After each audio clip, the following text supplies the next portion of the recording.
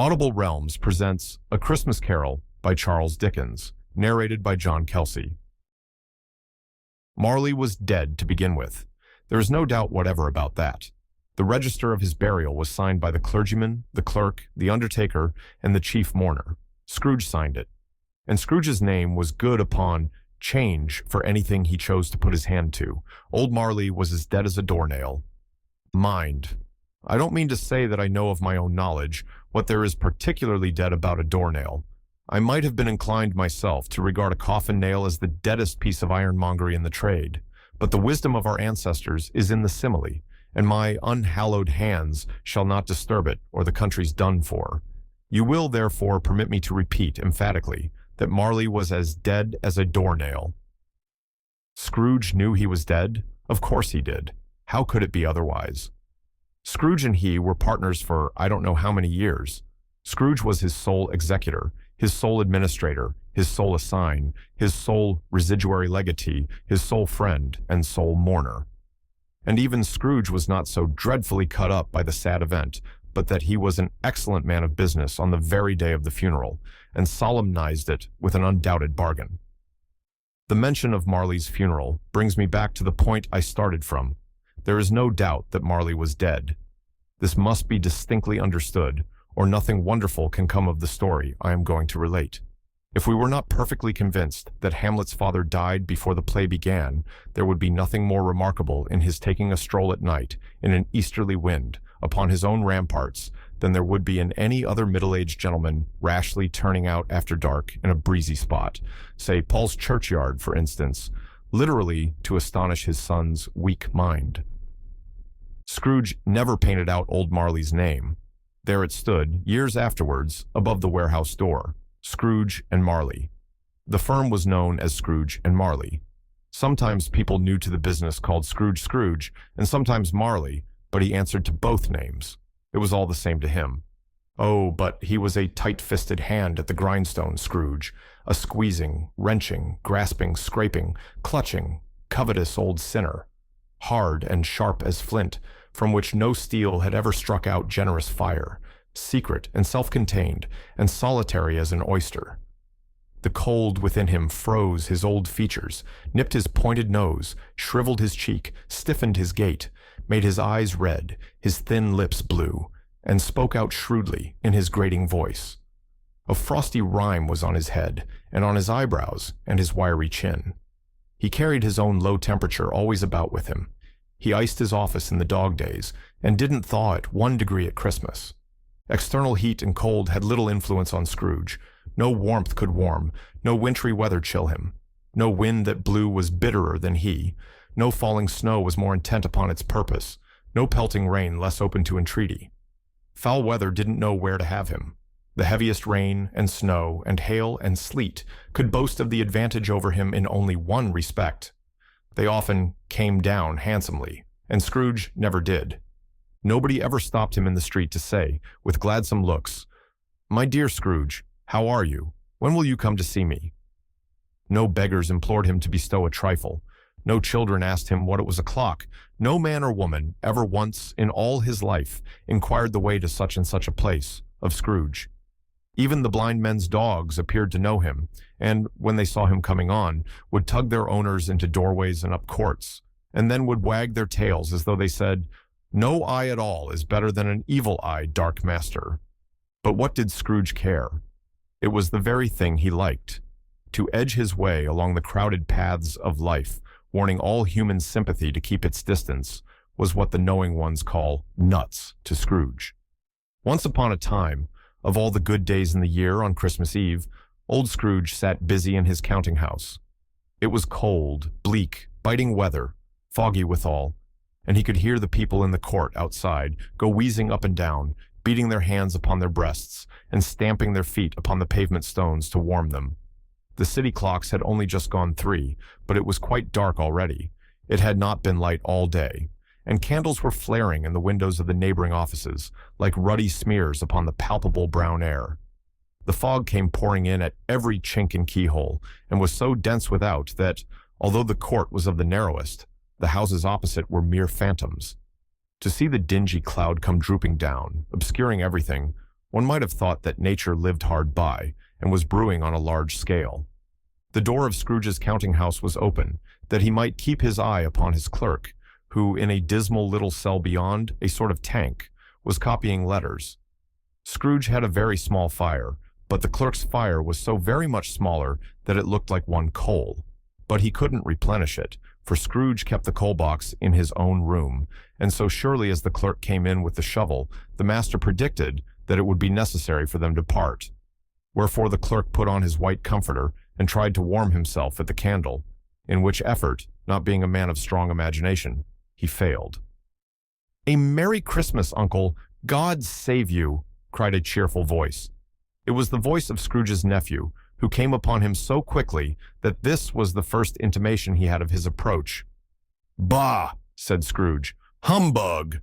He had so heated himself with rapid walking in the fog and frost, this nephew of Scrooge's, that he was all in a glow. His face was ruddy and handsome, his eyes sparkled, and his breath smoked again.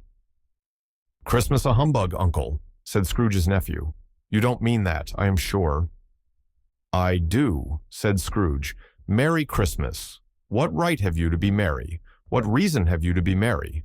You're poor enough." "Come then," returned the nephew gaily. "What right have you to be dismal? What reason have you to be morose? You're rich enough." Scrooge, having no better answer ready on the spur of the moment, said, "Bah!" again, and followed it up with humbug. "Don't be cross, Uncle," said the nephew. "What else can I be?" returned the uncle, "when I live in such a world of fools as this? Merry Christmas, out upon Merry Christmas. What's Christmas time to you but a time for paying bills without money? A time for finding yourself a year older and not an hour richer. A time for balancing your books and having every item in them through a round dozen of months presented dead against you." "If I could work my will," said Scrooge indignantly, "every idiot who goes about with Merry Christmas on his lips should be boiled with his own pudding and buried with a stake of holly through his heart. He should." "Uncle!" pleaded the nephew. "Nephew," returned the uncle sternly, "keep Christmas in your own way, and let me keep it in mine." "Keep it," repeated Scrooge's nephew, "but you don't keep it." "Let me leave it alone, then," said Scrooge. "Much good may it do you. Much good it has ever done you." "There are many things from which I might have derived good, by which I have not profited, I dare say," returned the nephew, "Christmas among the rest. But I'm sure I have always thought of Christmas time, when it has come round, apart from the veneration due to its sacred name and origin, if anything belonging to it can be apart from that, as a good time, a kind, forgiving, charitable, pleasant time, the only time I know of in the long calendar of the year when men and women seem by one consent to open their shut-up hearts freely and to think of people below them as if they really were fellow passengers to the grave and not another race of creatures bound on other journeys. And therefore, Uncle, though it has never put a scrap of gold or silver in my pocket, I believe that it has done me good and will do me good, and I say, God bless it." The clerk in the tank involuntarily applauded. Becoming immediately sensible of the impropriety, he poked the fire and extinguished the last frail spark forever. "Let me hear another sound from you," said Scrooge, "and you'll keep your Christmas by losing your situation. You're quite a powerful speaker, sir," he added, turning to his nephew.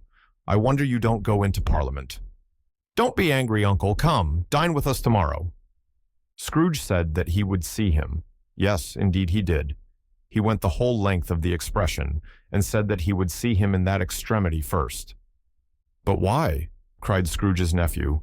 "Why?" "Why did you get married?" said Scrooge. "Because I fell in love."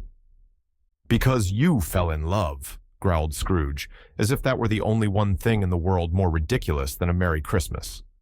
"Good afternoon." "Nay, Uncle, but you never came to see me before that happened. Why give it as a reason for not coming now?"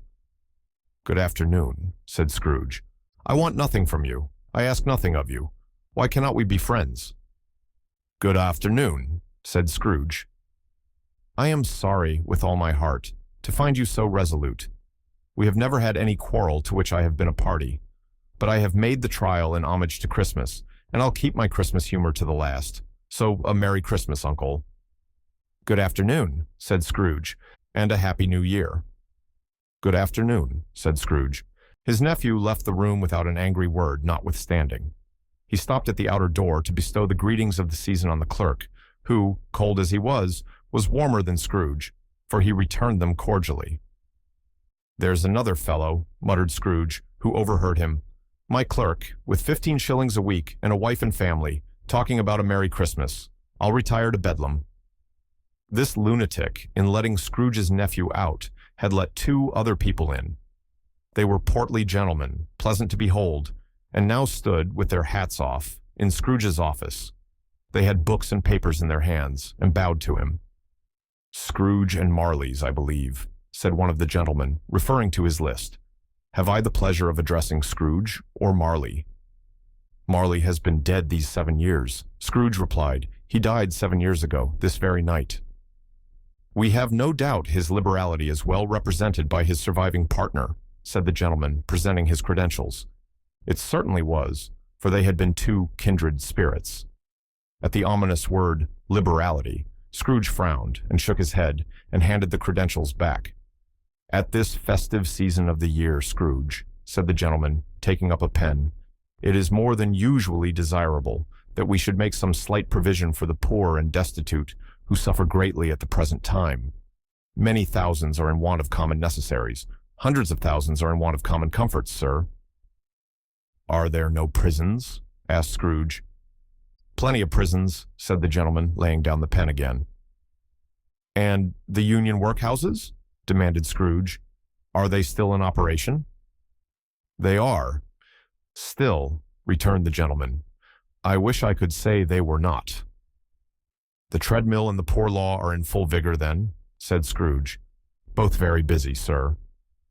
"Oh, I was afraid from what you said at first that something had occurred to stop them in their useful course," said Scrooge. "I am very glad to hear it." "Under the impression that they scarcely furnish Christian cheer of mind or body to the multitude," returned the gentleman, "a few of us are endeavoring to raise a fund to buy the poor some meat and drink and means of warmth. We choose this time because it is a time of all others when want is keenly felt and abundance rejoices. What shall I put you down for?" "Nothing," Scrooge replied. "You wish to be anonymous?"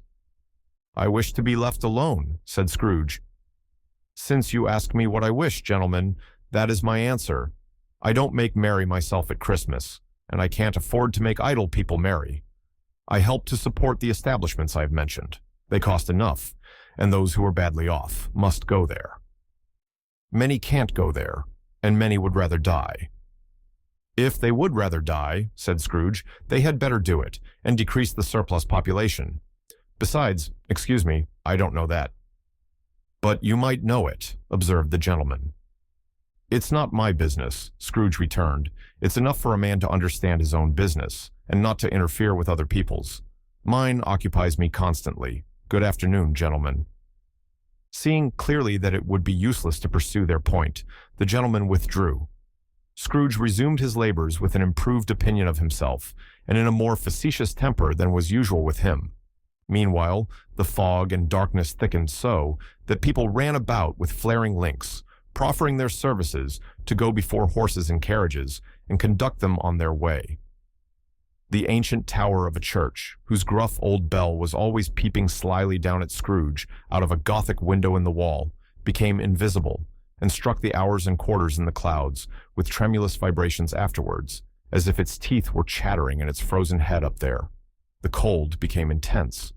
In the main street, at the corner of the court, some laborers were repairing the gas pipes and had lighted a great fire in a brazier, round which a party of ragged men and boys were gathered, warming their hands and winking their eyes before the blaze in rapture. The water plug being left in solitude, its overflowing suddenly congealed and turned to misanthropic ice. The brightness of the shops, where holly sprigs and berries crackled in the lamp heat of the windows, made pale faces ruddy as they passed. Poulterers' and grocers' trades became a splendid joke, a glorious pageant with which it was next to impossible to believe that such dull principles as bargain and sale had anything to do. The Lord Mayor, in the stronghold of the mighty mansion house, gave orders to his 50 cooks and butlers to keep Christmas as a Lord Mayor's household should, and even the little tailor, whom he had fined 5 shillings on the previous Monday for being drunk and bloodthirsty in the streets, stirred up tomorrow's pudding in his garret, while his lean wife and the baby sallied out to buy the beef. Foggier yet, and colder, piercing, searching, biting cold. If the good Dunstan had but nipped the evil spirit's nose with a touch of such weather as that, instead of using his familiar weapons, then indeed he would have roared to lusty purpose. The owner of one scant young nose, gnawed and mumbled by the hungry cold as bones are gnawed by dogs, stooped down at Scrooge's keyhole to regale him with a Christmas carol. But, at the first sound of, "God bless you, merry gentlemen, may nothing you dismay," Scrooge seized the ruler with such energy of action that the singer fled in terror, leaving the keyhole to the fog and even more congenial frost. At length, the hour of shutting up the counting-house arrived. With an ill will, Scrooge dismounted from his stool and tacitly admitted the fact to the expectant clerk in the tank, who instantly snuffed his candle out and put on his hat. "You'll want all day tomorrow, I suppose," said Scrooge. "If quite convenient, sir." "It's not convenient," said Scrooge, "and it's not fair. If I was to stop half a crown for it, you'd think yourself ill-used, I'll be bound." The clerk smiled faintly. "And yet," said Scrooge, "you don't think me ill-used when I pay a day's wages for no work." The clerk observed that it was only once a year. "A poor excuse for picking a man's pocket every 25th of December," said Scrooge, buttoning his greatcoat to the chin. "But I suppose you must have the whole day. Be here all the earlier next morning." The clerk promised that he would, and Scrooge walked out with a growl. The office was closed in a twinkling, and the clerk, with the long ends of his white comforter dangling below his waist, for he boasted no greatcoat, went down a slide on Cornhill at the end of a lane of boys 20 times in honor of its being Christmas Eve, and then ran home to Camden Town as hard as he could pelt to play at blind man's buff. Scrooge took his melancholy dinner in his usual melancholy tavern, and having read all the newspapers and beguiled the rest of the evening with his banker's book, went home to bed. He lived in chambers which had once belonged to his deceased partner. They were a gloomy suite of rooms in a lowering pile of building up a yard, where it had so little business to be that one could scarcely help fancying it must have run there when it was a young house, playing at hide-and-seek with other houses, and have forgotten the way out again. It was old enough now, and dreary enough, for nobody lived in it but Scrooge, the other rooms being all let out as offices. The yard was so dark that even Scrooge, who knew its every stone, was fain to grope with his hands. The fog and frost so hung about the black old gateway of the house that it seemed as if the genius of the weather sat in mournful meditation on the threshold. Now, it is a fact that there was nothing at all particular about the knocker on the door, except that it was very large. It is also a fact that Scrooge had seen it, night and morning, during his whole residence in that place. Also that Scrooge had as little of what is called fancy about him as any man in the city of London, even including, which is a bold word, the corporation, alderman, and livery. Let it also be borne in mind that Scrooge had not bestowed one thought on Marley since his last mention of his 7 years dead partner that afternoon. And then, let any man explain to me, if he can, how it happened that Scrooge, having his key in the lock of the door, saw in the knocker, without its undergoing any intermediate process of change, not a knocker, but Marley's face. Marley's face. It was not in impenetrable shadow, as the other objects in the yard were, but had a dismal light about it, like a bad lobster in a dark cellar. It was not angry or ferocious, but looked at Scrooge as Marley used to look, with ghostly spectacles turned up on its ghostly forehead. The hair was curiously stirred, as if by breath or hot air, and though the eyes were wide open, they were perfectly motionless. That, and its livid color, made it horrible.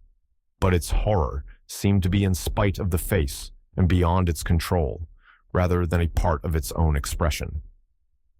As Scrooge looked fixedly at this phenomenon, it was a knocker again. To say that he was not startled, or that his blood was not conscious of a terrible sensation to which it had been a stranger from infancy, would be untrue. But he put his hand upon the key he had relinquished, turned it sturdily, walked in, and lighted his candle. He did pause with a moment's irresolution before he shut the door, and he did look cautiously behind it first, as if he half expected to be terrified with the sight of Marley's pigtail sticking out into the hall. But there was nothing on the back of the door, except the screws and nuts that held the knocker on, so he said, "Pooh, pooh," and closed it with a bang. The sound resounded through the house like thunder. Every room above, and every cask in the wine merchant's cellars below, appeared to have a separate peal of echoes of its own. Scrooge was not a man to be frightened by echoes. He fastened the door and walked across the hall and up the stairs, slowly too, trimming his candle as he went. You may talk vaguely about driving a coach and six up a good old flight of stairs, or through a bad young Act of Parliament, but I mean to say you might have got a hearse up that staircase and taken it broadwise with the splinter bar towards the wall and the door towards the balustrades, and done it easy. There was plenty of width for that, and room to spare, which is perhaps the reason why Scrooge thought he saw a locomotive hearse going on before him in the gloom. Half a dozen gas lamps out of the street wouldn't have lighted the entry too well, so you may suppose that it was pretty dark with Scrooge's dip. Up Scrooge went, not caring a button for that. Darkness is cheap, and Scrooge liked it. But before he shut his heavy door, he walked through his rooms to see that all was right. He had just enough recollection of the face to desire to do that. Sitting room, bedroom, lumber room, all as they should be. Nobody under the table, nobody under the sofa. A small fire in the grate, spoon and basin ready, and the little saucepan of gruel. Scrooge had a cold in his head upon the hob. Nobody under the bed, nobody in the closet, nobody in his dressing gown, which was hanging up in a suspicious attitude against the wall. Lumber room as usual. Old fire guard, old shoes, 2 fish baskets, washing stand on 3 legs, and a poker. Quite satisfied, he closed his door and locked himself in, double-locked himself in, which was not his custom. Thus, secured against surprise, he took off his cravat, put on his dressing gown and slippers, and his nightcap, and sat down before the fire to take his gruel. It was a very low fire indeed, nothing on such a bitter night. He was obliged to sit close to it and brood over it before he could extract the least sensation of warmth from such a handful of fuel. The fireplace was an old one, built by some Dutch merchant long ago, and paved all round with quaint Dutch tiles, designed to illustrate the scriptures.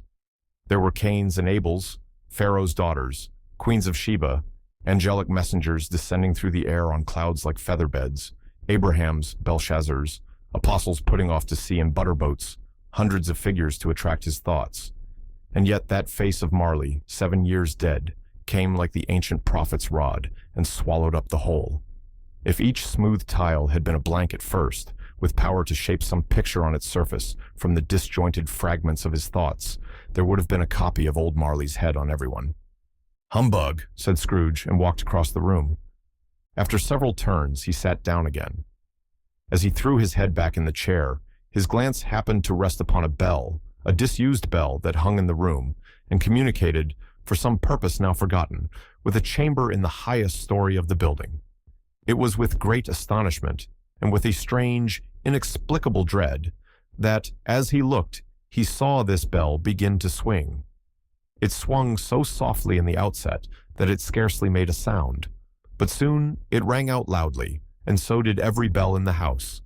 This might have lasted half a minute, or a minute, but it seemed an hour.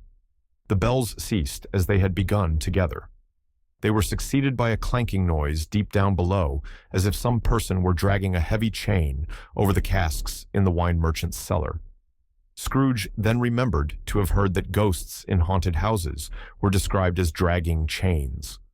The cellar door flew open with a booming sound, and then he heard the noise much louder on the floors below, then coming up the stairs, then coming straight towards his door. "It's humbug still," said Scrooge. "I won't believe it." His color changed, though, when without a pause, it came on through the heavy door and passed into the room before his eyes. Upon its coming in, the dying flame leaped up, as though it cried, "I know him!" Marley's ghost, and fell again. The same face, the very same. Marley in his pigtail, usual waistcoat, tights, and boots. The tassels on the latter bristling like his pigtail, and his coat skirts, and the hair upon his head. The chain he drew was clasped about his middle. It was long, and wound about him like a tail, and it was made, for Scrooge observed it closely, of cash boxes, keys, padlocks, ledgers, deeds, and heavy purses wrought in steel. His body was transparent, so that Scrooge, observing him and looking through his waistcoat, could see the 2 buttons on his coat behind. Scrooge had often heard it said that Marley had no bowels, but he had never believed it until now. No, nor did he believe it even now, though he looked the phantom through and through and saw it standing before him, though he felt the chilling influence of its death-cold eyes, and marked the very texture of the folded kerchief bound about its head and chin, which wrapper he had not observed before. He was still incredulous, and fought against his senses. "How now?" said Scrooge, caustic and cold as ever. "What do you want with me?" "Much." Marley's voice, no doubt about it. "Who are you?" "Ask me who I was." "Who were you, then?" said Scrooge, raising his voice. "You're particular, for a shade." He was going to say, "to a shade," but substituted this, as more appropriate. "In life, I was your partner, Jacob Marley." Can you sit down?" asked Scrooge, looking doubtfully at him. "I can." "Do it, then." Scrooge asked the question because he didn't know whether a ghost so transparent might find himself in a condition to take a chair, and felt that in the event of its being impossible, it might involve the necessity of an embarrassing explanation. But the ghost sat down on the opposite side of the fireplace, as if he were quite used to it. "You don't believe in me," observed the ghost. "I don't," said Scrooge. "What evidence would you have of my reality beyond that of your own senses?" "I don't know," said Scrooge. "Why do you doubt your senses?" "Because," said Scrooge, "a little thing affects them. A slight disorder of the stomach makes them cheats. You may be an undigested bit of beef, a blot of mustard, a crumb of cheese, a fragment of an underdone potato. There's more of gravy than of grave about you, whatever you are." Scrooge was not much in the habit of cracking jokes, nor did he feel in his heart by any means waggish then. The truth is that he tried to be smart, as a means of distracting his own attention and keeping down his terror, for the specter's voice disturbed the very marrow in his bones. To sit staring at those fixed, glazed eyes in silence for a moment would play, Scrooge felt, the very deuce with him. There was something very awful, too, in the specter's being provided with an infernal atmosphere of his own. Scrooge could not feel it himself, but this was clearly the case, for though the ghost sat perfectly motionless, its hair and skirts and tassels were still agitated as by the hot vapor from an oven. "You see this toothpick," said Scrooge, returning quickly to the charge, for the reason just assigned, and wishing, though it were only for a second, to divert the vision's stony gaze from himself. "I do," replied the ghost. "You are not looking at it," said Scrooge. "But I see it," said the ghost, notwithstanding. "Well," returned Scrooge, "I have but to swallow this, and be for the rest of my days persecuted by a legion of goblins, all of my own creation. Humbug, I tell you, humbug." At this, the spirit raised a frightful cry and shook its chain with such a dismal and appalling noise that Scrooge held on tight to his chair to save himself from falling in a swoon. But how much greater was his horror when the phantom, taking off the bandage round his head, as if it were too warm to wear indoors, its lower jaw dropped down upon its breast. Scrooge fell upon his knees and clasped his hands before his face. "Mercy," he said, "dreadful apparition, why do you trouble me?" "Man of the worldly mind," replied the ghost, "do you believe in me or not?" "I do," said Scrooge. "I must."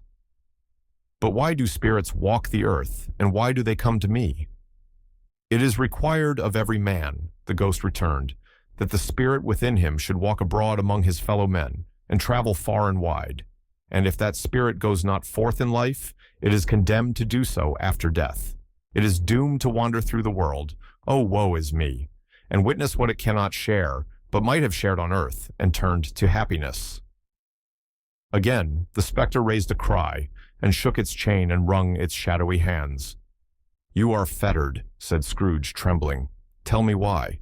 "I wear the chain I forged in life," replied the ghost. "I made it link by link, and yard by yard. I girded it on of my own free will, and of my own free will I wore it. Is its pattern strange to you?" Scrooge trembled more and more.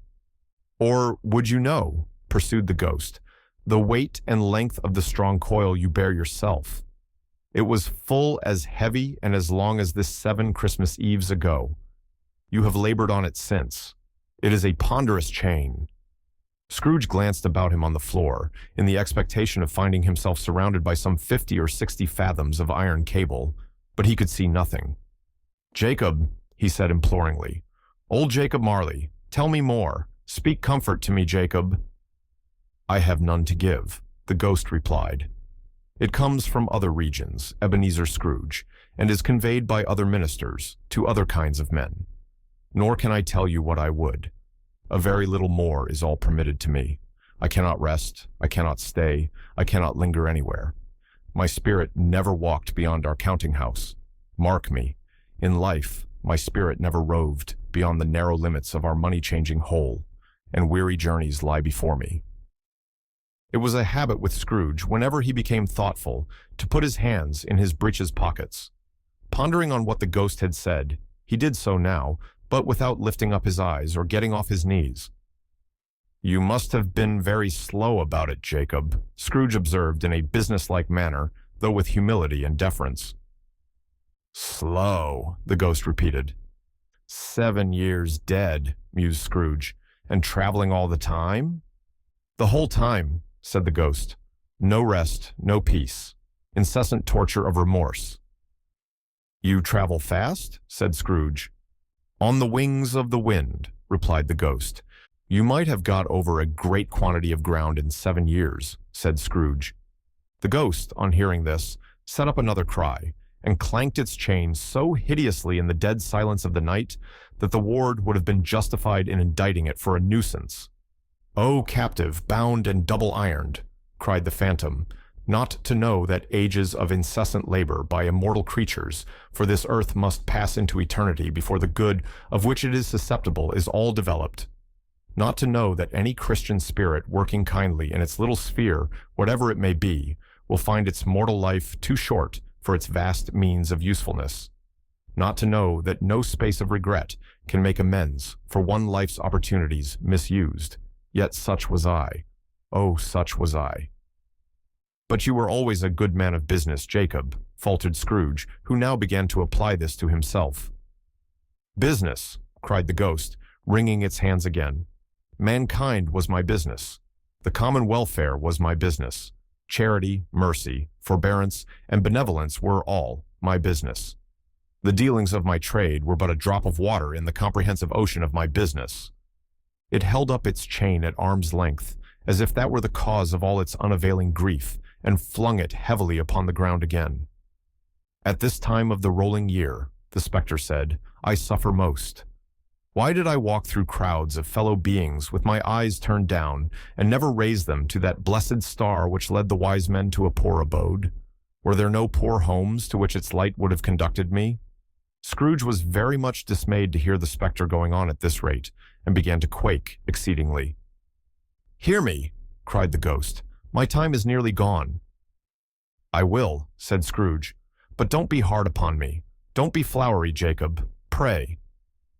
"How it is that I appear before you in a shape that you can see, I may not tell. I have sat invisible beside you many and many a day." It was not an agreeable idea. Scrooge shivered and wiped the perspiration from his brow. "That is no light part of my penance," pursued the ghost. "I am here tonight to warn you that you have yet a chance and hope of escaping my fate, a chance and hope of my procuring Ebenezer." "You were always a good friend to me," said Scrooge. "Thank ye." "You will be haunted," resumed the ghost, "by 3 spirits." Scrooge's countenance fell almost as low as the ghost's had done. "Is that the chance and hope you mentioned, Jacob?" he demanded in a faltering voice. "It is." I think I'd rather not," said Scrooge. "Without their visits," said the ghost, "you cannot hope to shun the path I tread. Expect the first tomorrow when the bell tolls one." "Couldn't I take 'em all at once and have it over, Jacob?" hinted Scrooge. "Expect the second on the next night at the same hour. The third upon the next night when the last stroke of 12 has ceased to vibrate. Look to see me no more, and look that, for your own sake, You remember what has passed between us." When it had said these words, the spectre took its wrapper from the table and bound it round its head as before. Scrooge knew this by the smart sound its teeth made when the jaws were brought together by the bandage. He ventured to raise his eyes again, and found his supernatural visitor confronting him in an erect attitude, with its chain wound over and about its arm. The apparition walked backward from him, and at every step it took, the window raised itself a little, so that, when the spectre reached it, it was wide open. It beckoned Scrooge to approach, which he did.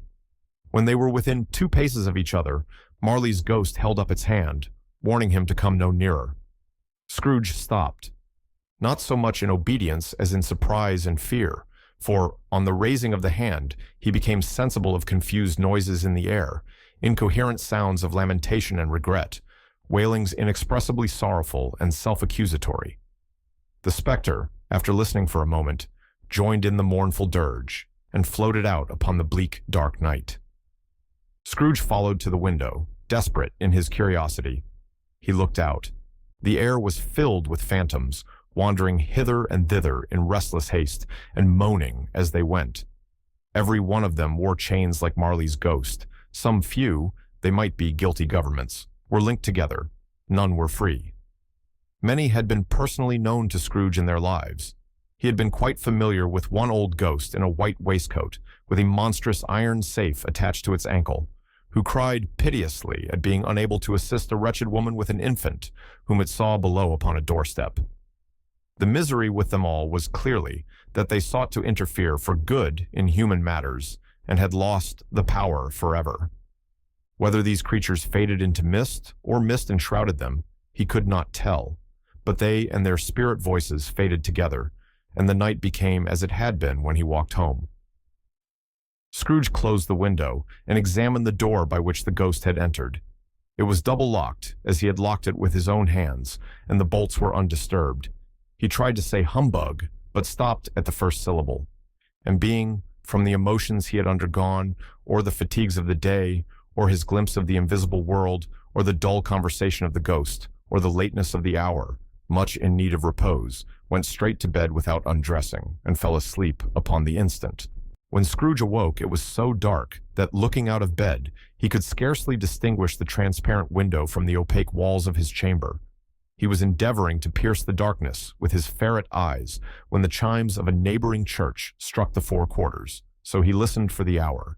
To his great astonishment, the heavy bell went on from 6 to 7, and from 7 to 8, and regularly up to 12, then stopped. 12! It was past 2 when he went to bed. The clock was wrong. An icicle must have got into the works. 12! He touched the spring of his repeater to correct this most preposterous clock. Its rapid little pulse beat 12, and stopped. "Why, it isn't possible," said Scrooge, "that I can have slept through a whole day and far into another night. It isn't possible that anything has happened to the sun, and this is 12 at noon." The idea being an alarming one, he scrambled out of bed and groped his way to the window. He was obliged to rub the frost off with the sleeve of his dressing gown before he could see anything, and could see very little then.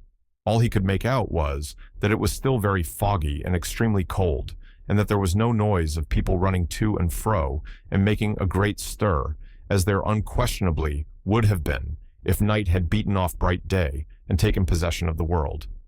This was a great relief, because 3 days after sight of this first of exchange paid to Ebenezer Scrooge or his order, and so forth, would have become a mere United States security if there were no days to count by. Scrooge went to bed again, and thought, and thought, and thought it over and over, and could make nothing of it. The more he thought, the more perplexed he was, and the more he endeavored not to think, the more he thought. Marley's ghost bothered him exceedingly. Every time he resolved within himself, after mature inquiry, that it was all a dream, his mind flew back again, like a strong spring released, to its first position, and presented the same problem to be worked all through. Was it a dream or not? Scrooge lay in this state until the chime had gone 3 quarters more, when he remembered on a sudden that the ghost had warned him of a visitation when the bell tolled 1. He resolved to lie awake until the hour was past, and considering that he could no more go to sleep than go to heaven, this was, perhaps, the wisest resolution in his power. The quarter was so long that he was more than once convinced he must have sunk into a doze unconsciously and missed the clock. At length, it broke upon his listening ear. Ding dong! "A quarter past," said Scrooge, counting. "Ding dong!" "Half past," said Scrooge. "Ding dong!" "A quarter to it," said Scrooge. "Ding dong!" "The hour itself," said Scrooge triumphantly, "and nothing else." He spoke before the hour bell sounded, which it now did with a deep, dull, hollow, melancholy one. Light flashed up in the room upon the instant, and the curtains of his bed were drawn. The curtains of his bed were drawn aside, I tell you, by a hand. Not the curtains at his feet, nor the curtains at his back, but those to which his face was addressed. The curtains of his bed were drawn aside, and Scrooge, starting up into a half-recumbent attitude, found himself face to face with the unearthly visitor who drew them. As close to it as I am now to you, and I am standing in the spirit at your elbow. It was a strange figure, like a child, yet not so like a child as like an old man, viewed through some supernatural medium, which gave him the appearance of having receded from the view and being diminished to a child's proportions. Its hair, which hung about its neck and down its back, was white as if with age, and yet the face had not a wrinkle in it, and the tenderest bloom was on the skin. The arms were very long and muscular, the hands the same, as if its hold were of uncommon strength. Its legs and feet, most delicately formed, were like those upper members, bare. It wore a tunic of the purest white, and round its waist was bound a lustrous belt, the sheen of which was beautiful. It held a branch of fresh green holly in its hand, and, in singular contradiction of that wintry emblem, had its dress trimmed with summer flowers. But the strangest thing about it was that from the crown of its head there sprang a bright, clear jet of light, by which all this was visible, and which was doubtless the occasion of its using, in its duller moments, a great extinguisher for a cap, which it now held under its arm. Even this, though, when Scrooge looked at it with increasing steadiness, was not its strangest quality. For, as its belt sparkled and glittered, now in one part and now in another, and what was light one instant at another time was dark, so the figure itself fluctuated in its distinctness, being now a thing with one arm, now with one leg, now with 20 legs, now a pair of legs without a head, now a head without a body, of which dissolving parts no outline would be visible in the dense gloom wherein they melted away. And in the very wonder of this, it would be itself again, distinct and clear as ever. "Are you the spirit, sir, whose coming was foretold to me?" asked Scrooge. "I am." The voice was soft and gentle, singularly low, as if, instead of being so close behind him, it were at a distance. "Who and what are you?" Scrooge demanded. "I am the ghost of Christmas past." "Long past?" inquired Scrooge, observant of its dwarfish stature. "Number your past." Perhaps Scrooge could not have told anybody why, if anybody could have asked him, but he had a special desire to see the spirit in his cap, and begged him to be covered. "What?" exclaimed the ghost. "Would you so soon put out, with worldly hands, the light I give? Is it not enough that you are one of those whose passions made this cap, and forced me through whole trains of years to wear it low upon my brow?" Scrooge reverently disclaimed all intention to offend, or any knowledge of having wilfully bonneted the spirit at any period of his life. He then made bold to inquire what business brought him there. "Your welfare," said the ghost. Scrooge expressed himself much obliged, but could not help thinking that a night of unbroken rest would have been more conducive to that end. The spirit must have heard him thinking, for it said immediately, "Your reclamation, then, take heed." It put out its strong hand as it spoke, and clasped him gently by the arm. "Rise, and walk with me."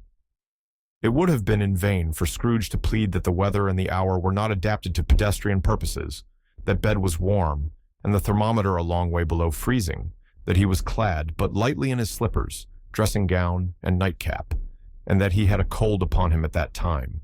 The grasp, though gentle as a woman's hand, was not to be resisted. He rose, but finding that the spirit made towards the window, clasped its robe in supplication. I am a mortal, Scrooge remonstrated, and liable to fall. Bear but a touch of my hand there, said the spirit, laying it upon his heart, and you shall be upheld in more than this. As the words were spoken, they passed through the wall and stood upon an open country road with fields on either hand. The city had entirely vanished. Not a vestige of it was to be seen. The darkness and the mist had vanished with it, for it was a clear, cold winter day, with snow upon the ground. Good heaven, said Scrooge, clasping his hands together as he looked about him. I was bred in this place. I was a boy here. The spirit gazed upon him mildly. Its gentle touch, though it had been light and instantaneous, appeared still present to the old man's sense of feeling. He was conscious of 1,000 odors floating in the air, each one connected with 1,000 thoughts and hopes and joys and cares, long, long forgotten. Your lip is trembling, said the ghost, and what is that upon your cheek?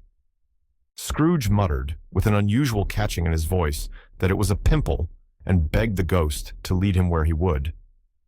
You recollect the way? Inquired the spirit. Remember it, cried Scrooge with fervor. I could walk it blindfold. Strange to have forgotten it for so many years, observed the ghost. Let us go on. They walked along the road, Scrooge recognizing every gate and post and tree, until a little market town appeared in the distance, with its bridge, its church, and winding river. Some shaggy ponies now were seen trotting towards them with boys upon their backs, who called to other boys in country gigs and carts, driven by farmers. All these boys were in great spirits, and shouted to each other until the broad fields were so full of merry music that the crisp air laughed to hear it. These are but shadows of the things that have been, said the ghost. They have no consciousness of us. The jocund travelers came on, and as they came, Scrooge knew and named them, everyone. Why was he rejoiced beyond all bounds to see them? Why did his cold eye glisten and his heart leap up as they went past? Why was he filled with gladness when he heard them give each other Merry Christmas as they parted at crossroads and byways for their several homes? What was Merry Christmas to Scrooge? Out upon Merry Christmas. What good had it ever done to him? The school is not quite deserted, said the ghost. A solitary child, neglected by his friends, is left there still. Scrooge said he knew it, and he sobbed. They left the high road by a well-remembered lane, and soon approached a mansion of dull red brick, with a little weathercock-surmounted cupola on the roof, and a bell hanging in it. It was a large house, but one of broken fortunes, for the spacious offices were little used, their walls were damp and mossy, their windows broken, and their gates decayed. Fowls clucked and strutted in the stables, and the coach houses and sheds were overrun with grass. Nor was it more retentive of its ancient state within, for entering the dreary hall and glancing through the open doors of many rooms, they found them poorly furnished, cold, and vast. There was an earthy savor in the air, a chilly bareness in the place, which associated itself somehow with too much getting up by candlelight, and not too much to eat. They went, the ghost and Scrooge, across the hall, to a door at the back of the house. It opened before them, and disclosed a long, bare, melancholy room, made barer still by lines of plain deal forms and desks. At one of these, a lonely boy was reading near a feeble fire, and Scrooge sat down upon a form and wept to see his poor forgotten self as he had used to be. Not a latent echo in the house, not a squeak and scuffle from the mice behind the paneling, not a drip from the half-thawed waterspout in the dull yard behind, not a sigh among the leafless boughs of one despondent poplar, not the idle swinging of an empty storehouse door, no, not a clicking in the fire, but fell upon the heart of Scrooge with softening influence, and gave a freer passage to his tears. The spirit touched him on the arm and pointed to his younger self, intent upon his reading. Suddenly, a man in foreign garments, wonderfully real and distinct to look at, stood outside the window, with an axe stuck in his belt, and leading by the bridle an ass laden with wood. "Why, it's Ali Baba!" Scrooge exclaimed in ecstasy. "It's dear old honest Ali Baba. Yes, yes, I know.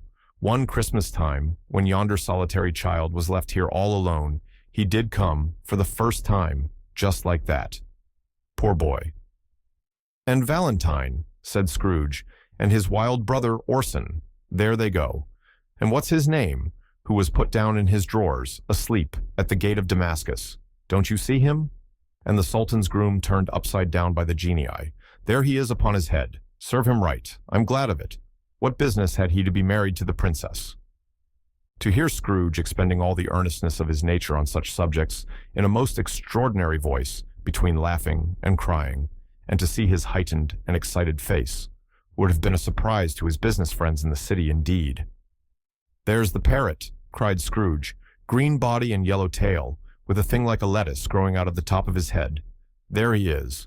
Poor Robin Crusoe, he called him, when he came home again after sailing round the island. Poor Robin Crusoe. Where have you been, Robin Crusoe?" The man thought he was dreaming, but he wasn't. It was the parrot, you know. There goes Friday, running for his life to the little creek. "Hello! Hoop! Hello!" Then, with a rapidity of transition very foreign to his usual character, he said in pity for his former self, "Poor boy," and cried again. "I wish," Scrooge muttered, putting his hand in his pocket and looking about him after drying his eyes with his cuff. "But it's too late now." "What is the matter?" asked the spirit. "Nothing," said Scrooge. "Nothing. There was a boy singing a Christmas carol at my door last night. I should like to have given him something. That's all." The ghost smiled thoughtfully and waved its hand, saying as it did so, "Let us see another Christmas." Scrooge's former self grew larger at the words, and the room became a little darker and more dirty. The panels shrunk, the windows cracked, fragments of plaster fell out of the ceiling, and the naked laths were shown instead. But how all this was brought about, Scrooge knew no more than you do. He only knew that it was quite correct, that everything had happened so, that there he was, alone again, when all the other boys had gone home for the jolly holidays. He was not reading now, but walking up and down despairingly. Scrooge looked at the ghost, and, with a mournful shaking of his head, glanced anxiously towards the door. It opened, and a little girl, much younger than the boy, came darting in and, putting her arms about his neck, and often kissing him, addressed him as her dear, dear brother. "I have come to bring you home, dear brother," said the child, clapping her tiny hands and bending down to laugh. "To bring you home, home, home." "Home, little fan," returned the boy. "Yes," said the child, brimful of glee. "Home for good and all. Home for ever and ever. Father is so much kinder than he used to be that home's like heaven. He spoke so gently to me one dear night when I was going to bed that I was not afraid to ask him once more if you might come home, and he said, 'Yes, you should,' and sent me in a coach to bring you." "And you're to be a man," said the child, opening her eyes, "and are never to come back here, but first we're to be together all the Christmas long and have the merriest time in all the world." "You are quite a woman, little fan," exclaimed the boy. She clapped her hands and laughed, and tried to touch his head, but being too little laughed again, and stood on tiptoe to embrace him.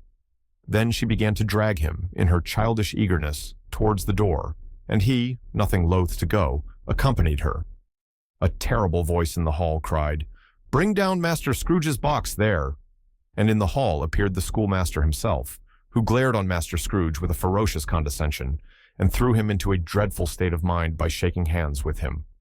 He then conveyed him and his sister into the veriest old well of a shivering best parlor that ever was seen, where the maps upon the wall and the celestial and terrestrial globes in the windows were waxy with cold. Here he produced a decanter of curiously light wine and a block of curiously heavy cake, and administered installments of those dainties to the young people, at the same time sending out a meager servant to offer a glass of something to the postboy, who answered that he thanked the gentleman, but if it was the same tap as he had tasted before, he had rather not. Master Scrooge's trunk being by this time tied onto the top of the chaise, the children bade the schoolmaster goodbye right willingly, and getting into it, drove gaily down the garden sweep, the quick wheels dashing the hoarfrost and snow from off the dark leaves of the evergreens like spray. "Always a delicate creature, whom a breath might have withered," said the ghost, "but she had a large heart." "So she had," cried Scrooge. "You're right. I will not gainsay it, spirit. God forbid." "She died a woman," said the ghost, "and had, as I think, children." "One child," Scrooge returned. "True," said the ghost. "Your nephew." Scrooge seemed uneasy in his mind, and answered briefly, "Yes." Although they had but that moment left the school behind them, they were now in the busy thoroughfares of a city, where shadowy passengers passed and repassed, where shadowy carts and coaches battled for the way, and all the strife and tumult of a real city were. It was made plain enough by the dressing of the shops that here, too, it was Christmas time again. But it was evening, and the streets were lighted up. The ghost stopped at a certain warehouse door and asked Scrooge if he knew it. "Know it," said Scrooge. "Was I apprenticed here?" They went in. At sight of an old gentleman in a Welsh wig, sitting behind such a high desk that if he had been 2 inches taller, he must have knocked his head against the ceiling, Scrooge cried in great excitement, "Why, it's old Fezziwig! Bless his heart, it's Fezziwig alive again!" Old Fezziwig laid down his pen and looked up at the clock, which pointed to the hour of 7. He rubbed his hands, adjusted his capacious waistcoat, laughed all over himself, from his shoes to his organ of benevolence, and called out, in a comfortable, oily, rich, fat, jovial voice, "Yo-ho there, Ebenezer, Dick." Scrooge's former self, now grown a young man, came briskly in, accompanied by his fellow prentice. "Dick Wilkins, to be sure," said Scrooge to the ghost.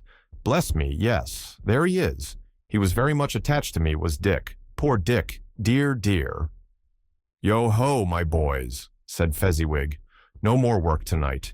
Christmas Eve, Dick. Christmas, Ebenezer. Let's have the shutters up," cried old Fezziwig, with a sharp clap of his hands, "before a man can say Jack Robinson. You wouldn't believe how those two fellows went at it.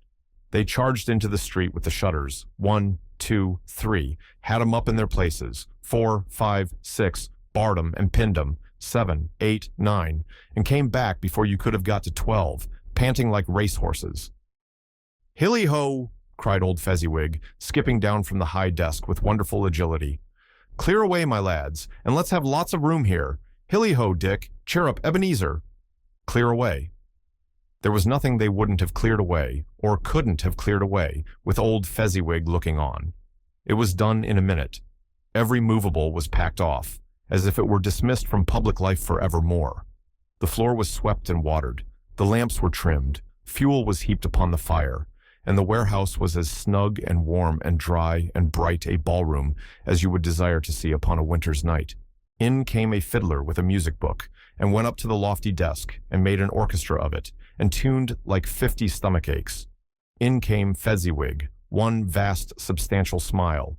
In came the 3 Miss Fezziwigs, beaming and lovable. In came the 6 young followers, whose hearts they broke. In came all the young men and women employed in the business. In came the housemaid, with her cousin the baker. In came the cook, with her brother's particular friend, the milkman. In came the boy from over the way, who was suspected of not having board enough from his master, trying to hide himself behind the girl from next door but one, who was proved to have had her ears pulled by her mistress. In they all came, one after another, some shyly, some boldly, some gracefully, some awkwardly, some pushing, some pulling. In they all came, anyhow and everyhow. Away they all went, 20 couple at once, hands half round and back again the other way, down the middle and up again, round and round in various stages of affectionate grouping. Old top couple always turning up in the wrong place. New top couple starting off again as soon as they got there. All top couples at last, and not a bottom one to help them. When this result was brought about, old Fezziwig, clapping his hands to stop the dance, cried out, "Well done!" And the fiddler plunged his hot face into a pot of porter, especially provided for that purpose. But, scorning rest upon his reappearance, he instantly began again, though there were no dancers yet, as if the other fiddler had been carried home, exhausted, on a shutter, and he were a brand new man resolved to beat him out of sight or perish. There were more dances, and there were forfeits, and more dances, and there was cake, and there was negus, and there was a great piece of cold roast, and there was a great piece of cold boiled, and there were mince pies, and plenty of beer. But the great effect of the evening came after the roast and boiled, when the fiddler, an artful dog, mind, the sort of man who knew his business better than you or I could have told it him, struck up Sir Roger de Coverley. Then old Fezziwig stood out to dance with Fezziwig. Top couple, too, with a good stiff piece of work cut out for them. 3 or 4 and 20 pair of partners. People who were not to be trifled with. People who would dance and had no notion of walking. But if they had been twice as many, 4 times, old Fezziwig would have been a match for them, and so would Fezziwig. As to her, she was worthy to be his partner in every sense of the term. If that's not high praise, tell me higher, and I'll use it. A positive light appeared to issue from Fezziwig's calves. They shone in every part of the dance like moons. You couldn't have predicted, at any given time, what would become of them next. And when old Fezziwig and Fezziwig had gone all through the dance, advance and retire, both hands to your partner, bow and curtsy, corkscrew, thread the needle, and back again to your place. Fezziwig cut so deftly that he appeared to wink with his legs and came upon his feet again without a stagger. When the clock struck 11, this domestic ball broke up, and Fezziwig took their stations, one on either side the door, and shaking hands with every person individually as he or she went out, wished him or her a Merry Christmas. When everybody had retired but the 2 prentices, they did the same to them, and thus the cheerful voices died away, and the lads were left to their beds, which were under a counter in the back shop. During the whole of this time, Scrooge had acted like a man out of his wits. His heart and soul were in the scene, and with his former self. He corroborated everything, remembered everything, enjoyed everything, and underwent the strangest agitation. It was not until now, when the bright faces of his former self and Dick were turned from them, that he remembered the ghost and became conscious that it was looking full upon him, while the light upon its head burnt very clear. "A small matter," said the ghost, "to make these silly folks so full of gratitude." "Small," echoed Scrooge. The spirit signed to him to listen to the 2 apprentices, who were pouring out their hearts in praise of Fezziwig, and when he had done so, said, "Why, is it not? He has spent but a few pounds of your mortal money, 3 or 4 perhaps. Is that so much that he deserves this praise?" "It isn't that," said Scrooge, heated by the remark, and speaking unconsciously like his former, not his latter self. "It isn't that, spirit. He has the power to render us happy or unhappy, to make our service light or burdensome, a pleasure or a toil. Say that his power lies in words and looks, in things so slight and insignificant that it is impossible to add and count 'em up. What then? The happiness he gives is quite as great as if it cost a fortune." He felt the spirit's glance and stopped. "What is the matter?" asked the ghost. "Nothing particular," said Scrooge. "Something, I think," the ghost insisted. "No," said Scrooge. "No. I should like to be able to say a word or 2 to my clerk just now. That's all." His former self turned down the lamps as he gave utterance to the wish, and Scrooge and the ghost again stood side by side in the open air. "My time grows short," observed the spirit. "Quick!" This was not addressed to Scrooge or to anyone whom he could see, but it produced an immediate effect. For again, Scrooge saw himself. He was older now, a man in the prime of life. His face had not the harsh and rigid lines of later years, but it had begun to wear the signs of care and avarice. There was an eager, greedy, restless motion in the eye, which showed the passion that had taken root and where the shadow of the growing tree would fall. He was not alone, but sat by the side of a fair young girl in a mourning dress, in whose eyes there were tears, which sparkled in the light that shone out of the ghost of Christmas past. "It matters little," she said softly. "To you, very little. Another idol has displaced me, and if it can cheer and comfort you in time to come as I would have tried to do, I have no just cause to grieve." "What idol has displaced you?" he rejoined. "A golden one." "This is the even-handed dealing of the world," he said. "There is nothing on which it is so hard as poverty, and there is nothing it professes to condemn with such severity as the pursuit of wealth."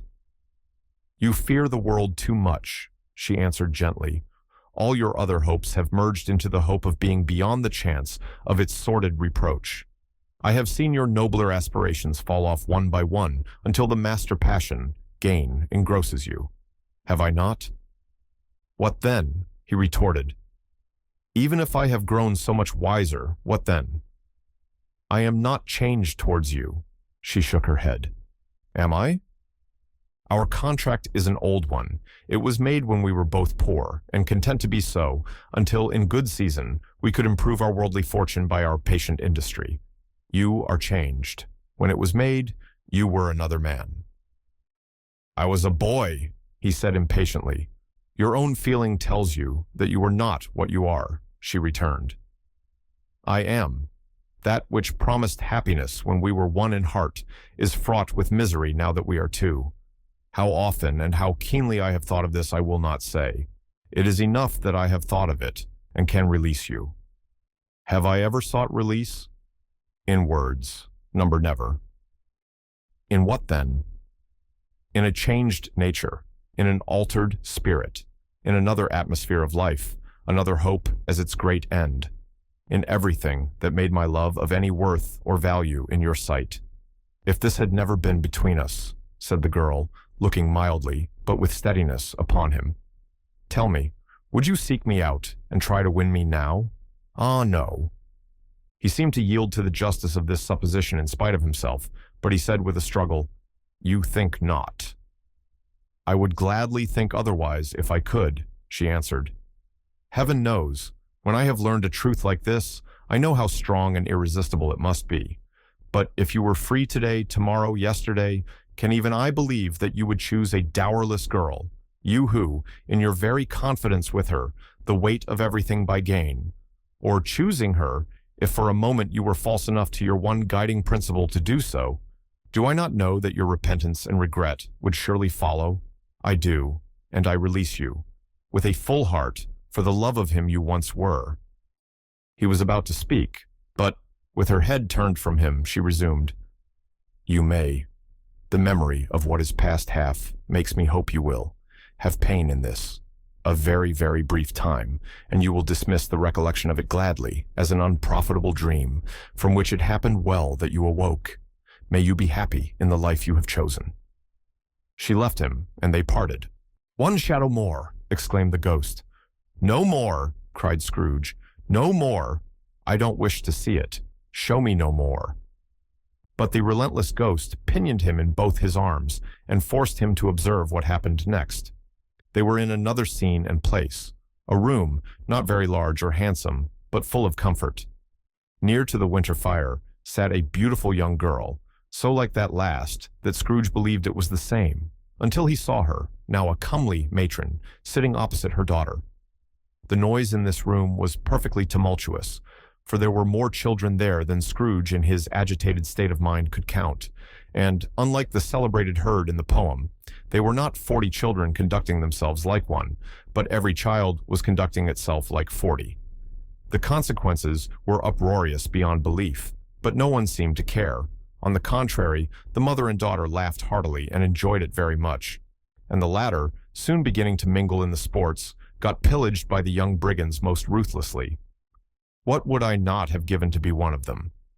Though I never could have been so rude. No, no. I wouldn't for the wealth of all the world have crushed that braided hair and torn it down, and for the precious little shoe, I wouldn't have plucked it off, God bless my soul, to save my life. As to measuring her waist in sport, as they did, bold young brood, I couldn't have done it. I should have expected my arm to have grown round it for a punishment, and never come straight again. And yet, I should have dearly liked, I own, to have touched her lips, to have questioned her, that she might have opened them, to have looked upon the lashes of her downcast eyes and never raised a blush, to have let loose waves of hair, an inch of which would be a keepsake beyond price. In short, I should have liked, I do confess, to have had the lightest license of a child, and yet to have been man enough to know its value. But now a knocking at the door was heard, and such a rush immediately ensued that she, with laughing face and plundered dress, was borne towards it, the center of a flushed and boisterous group, just in time to greet the father, who came home attended by a man laden with Christmas toys and presents. Then the shouting and the struggling and the onslaught that was made on the defenseless porter. The scaling him, with chairs for ladders, to dive into his pockets, despoil him of brown paper parcels, hold on tight by his cravat, hug him round his neck, pummel his back, and kick his legs in irrepressible affection. The shouts of wonder and delight with which the development of every package was received. The terrible announcement that the baby had been taken in the act of putting a doll's frying pan into his mouth and was more than suspected of having swallowed a fictitious turkey glued on a wooden platter. The immense relief of finding this a false alarm. The joy and gratitude and ecstasy, they are all indescribable alike. It is enough that, by degrees, the children and their emotions got out of the parlor, and, by one stair at a time, up to the top of the house, where they went to bed, and so subsided. And now Scrooge looked on more attentively than ever, when the master of the house, having his daughter leaning fondly on him, sat down with her and her mother at his own fireside. And when he thought that such another creature, quite as graceful and as full of promise, might have called him father, and been a springtime in the haggard winter of his life, his sight grew very dim indeed. "Belle," said the husband, turning to his wife with a smile, "I saw an old friend of yours this afternoon." "Who was it?" "Guess? How can I? Tut, don't I know?" she added in the same breath, laughing as he laughed. "Scrooge. Scrooge it was. I passed his office window, and as it was not shut up and he had a candle inside, I could scarcely help seeing him. His partner lies upon the point of death, I hear, and there he sat alone. Quite alone in the world, I do believe." "Spirit," said Scrooge in a broken voice, "remove me from this place." "I told you these were shadows of the things that have been," said the ghost, "that they are what they are. Do not blame me." "Remove me," Scrooge exclaimed. "I cannot bear it." He turned upon the ghost, and seeing that it looked upon him with a face, in which in some strange way there were fragments of all the faces it had shown him, wrestled with it. "Leave me! Take me back! Haunt me no longer!" In the struggle, if that can be called a struggle, in which the ghost, with no visible resistance on its own part, was undisturbed by any effort of its adversary, Scrooge observed that its light was burning high and bright, and dimly connecting that with its influence over him, he seized the extinguisher cap, and by a sudden action pressed it down upon its head. The spirit dropped beneath it, so that the extinguisher covered its whole form, but though Scrooge pressed it down with all his force, he could not hide the light which streamed from under it in an unbroken flood upon the ground. He was conscious of being exhausted and overcome by an irresistible drowsiness, and further, of being in his own bedroom. He gave the cap a parting squeeze, in which his hand relaxed, and had barely time to reel to bed before he sank into a heavy sleep. Awaking in the middle of a prodigiously tough snore, and sitting up in bed to get his thoughts together, Scrooge had no occasion to be told that the bell was again upon the stroke of one. He felt that he was restored to consciousness in the right nick of time, for the especial purpose of holding a conference with the second messenger dispatched to him through Jacob Marley's intervention. But finding that he turned uncomfortably cold when he began to wonder which of his curtains this new spectre would draw back, he put them every one aside with his own hands, and, lying down again, established a sharp lookout all round the bed. For he wished to challenge the spirit on the moment of its appearance, and did not wish to be taken by surprise and made nervous. Gentlemen of the free and easy sort, who plume themselves on being acquainted with a move or two, and being usually equal to the time of day, express the wide range of their capacity for adventure by observing that they are good for anything from pitch and toss to manslaughter, between which opposite extremes, no doubt, there lies a tolerably wide and comprehensive range of subjects. Without venturing for Scrooge quite as heartily as this, I don't mind calling on you to believe that he was ready for a good broad field of strange appearances, and that nothing between a baby and a rhinoceros would have astonished him very much. Now, being prepared for almost anything, he was not by any means prepared for nothing, and consequently, when the bell struck one and no shape appeared, he was taken with a violent fit of trembling. 5 minutes, 10 minutes, a quarter of an hour went by, yet nothing came.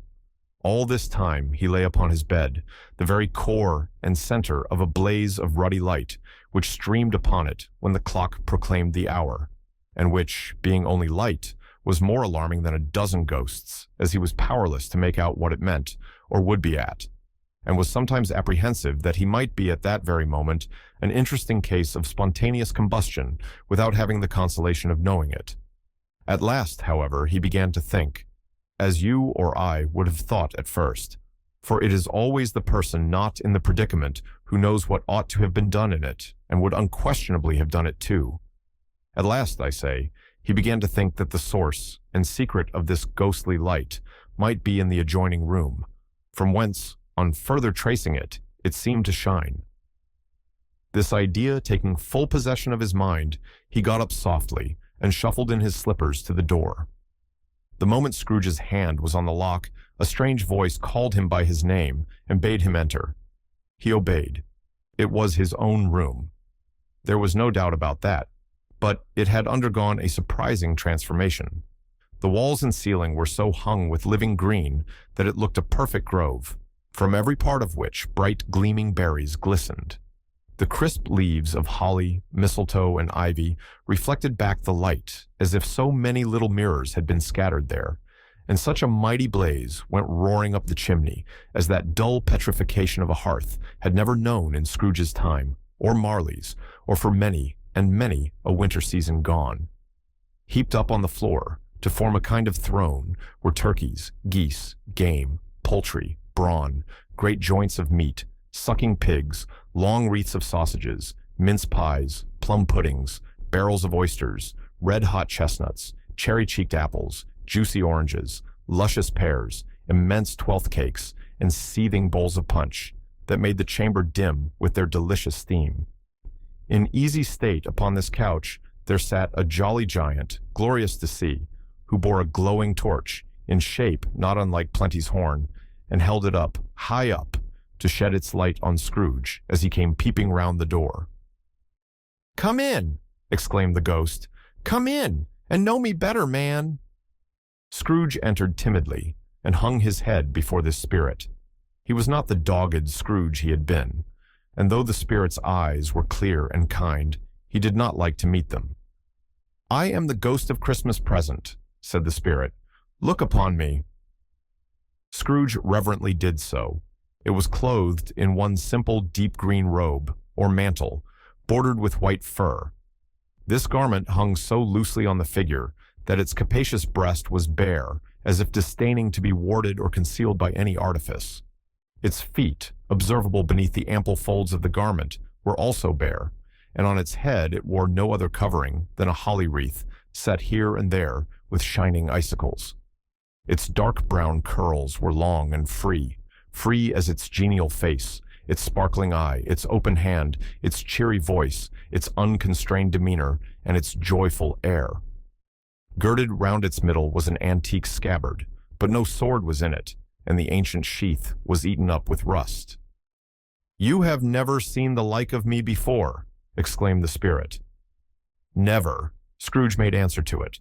"Have never walked forth with the younger members of my family, meaning, for I am very young, my elder brothers born in these later years," pursued the phantom. "I don't think I have," said Scrooge. "I am afraid I have not. Have you had many brothers, spirit?" "More than 1,800, said the ghost. "A tremendous family to provide for," muttered Scrooge. The ghost of Christmas present rose. "Spirit," said Scrooge submissively, "conduct me where you will. I went forth last night on compulsion, and I learned a lesson which is working now. Tonight, if you have aught to teach me, let me profit by it."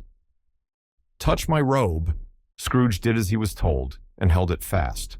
Holly, mistletoe, red berries, ivy, turkeys, geese, game, poultry, brawn, meat, pigs, sausages, oysters, pies, puddings, fruit, and punch all vanished instantly. So did the room, the fire, the ruddy glow, the hour of night, and they stood in the city streets on Christmas morning, where, for the weather was severe, the people made a rough but brisk and not unpleasant kind of music, in scraping the snow from the pavement in front of their dwellings and from the tops of their houses, whence it was mad delight to the boys to see it come plumping down into the road below and splitting into artificial little snowstorms. The house fronts looked black enough, and the windows blacker, contrasting with the smooth white sheet of snow upon the roofs, and with the dirtier snow upon the ground, which last deposit had been plowed up in deep furrows by the heavy wheels of carts and wagons, furrows that crossed and recrossed each other hundreds of times where the great streets branched off and made intricate channels, hard to trace in the thick yellow mud and icy water. The sky was gloomy, and the shortest streets were choked up with a dingy mist, half thawed, half frozen, whose heavier particles descended in a shower of sooty atoms, as if all the chimneys in Great Britain had by one consent caught fire and were blazing away to their dear heart's content. There was nothing very cheerful in the climate or the town, and yet was there an air of cheerfulness abroad that the clearest summer air and brightest summer sun might have endeavored to diffuse in vain. For the people who were shoveling away on the housetops were jovial and full of glee, calling out to one another from the parapets and now and then exchanging a facetious snowball, better-natured missile far than many a wordy jest, laughing heartily if it went right, and not less heartily if it went wrong. The poulterers' shops were still half open, and the fruiterers were radiant in their glory. There were great, round, pot-bellied baskets of chestnuts, shaped like the waistcoats of jolly old gentlemen, lolling at the doors and tumbling out into the street in their apoplectic opulence. There were ruddy, brown-faced, broad-girthed Spanish onions, shining in the fatness of their growth like Spanish friars, and winking from their shelves in wanton slyness at the girls as they went by, and glanced demurely at the hung-up mistletoe. There were pears and apples, clustered high in blooming pyramids. There were bunches of grapes, made, in the shopkeeper's benevolence, to dangle from conspicuous hooks that people's mouths might water gratis as they passed. There were piles of filberts, mossy and brown, recalling in their fragrance ancient walks among the woods and pleasant shufflings ankle-deep through withered leaves. There were Norfolk biffins, squab and swarthy, setting off the yellow of the oranges and lemons, and, in the great compactness of their juicy persons, urgently entreating and beseeching to be carried home in paper bags and eaten after dinner. The very gold and silver fish set forth among these choice fruits in a bowl, though members of a dull and stagnant-blooded race, appeared to know that there was something going on, and, to a fish, went gasping round and round their little world in slow and passionless excitement. The grocers, oh, the grocers, nearly closed, with perhaps 2 shutters down, or 1, but through those gaps, such glimpses.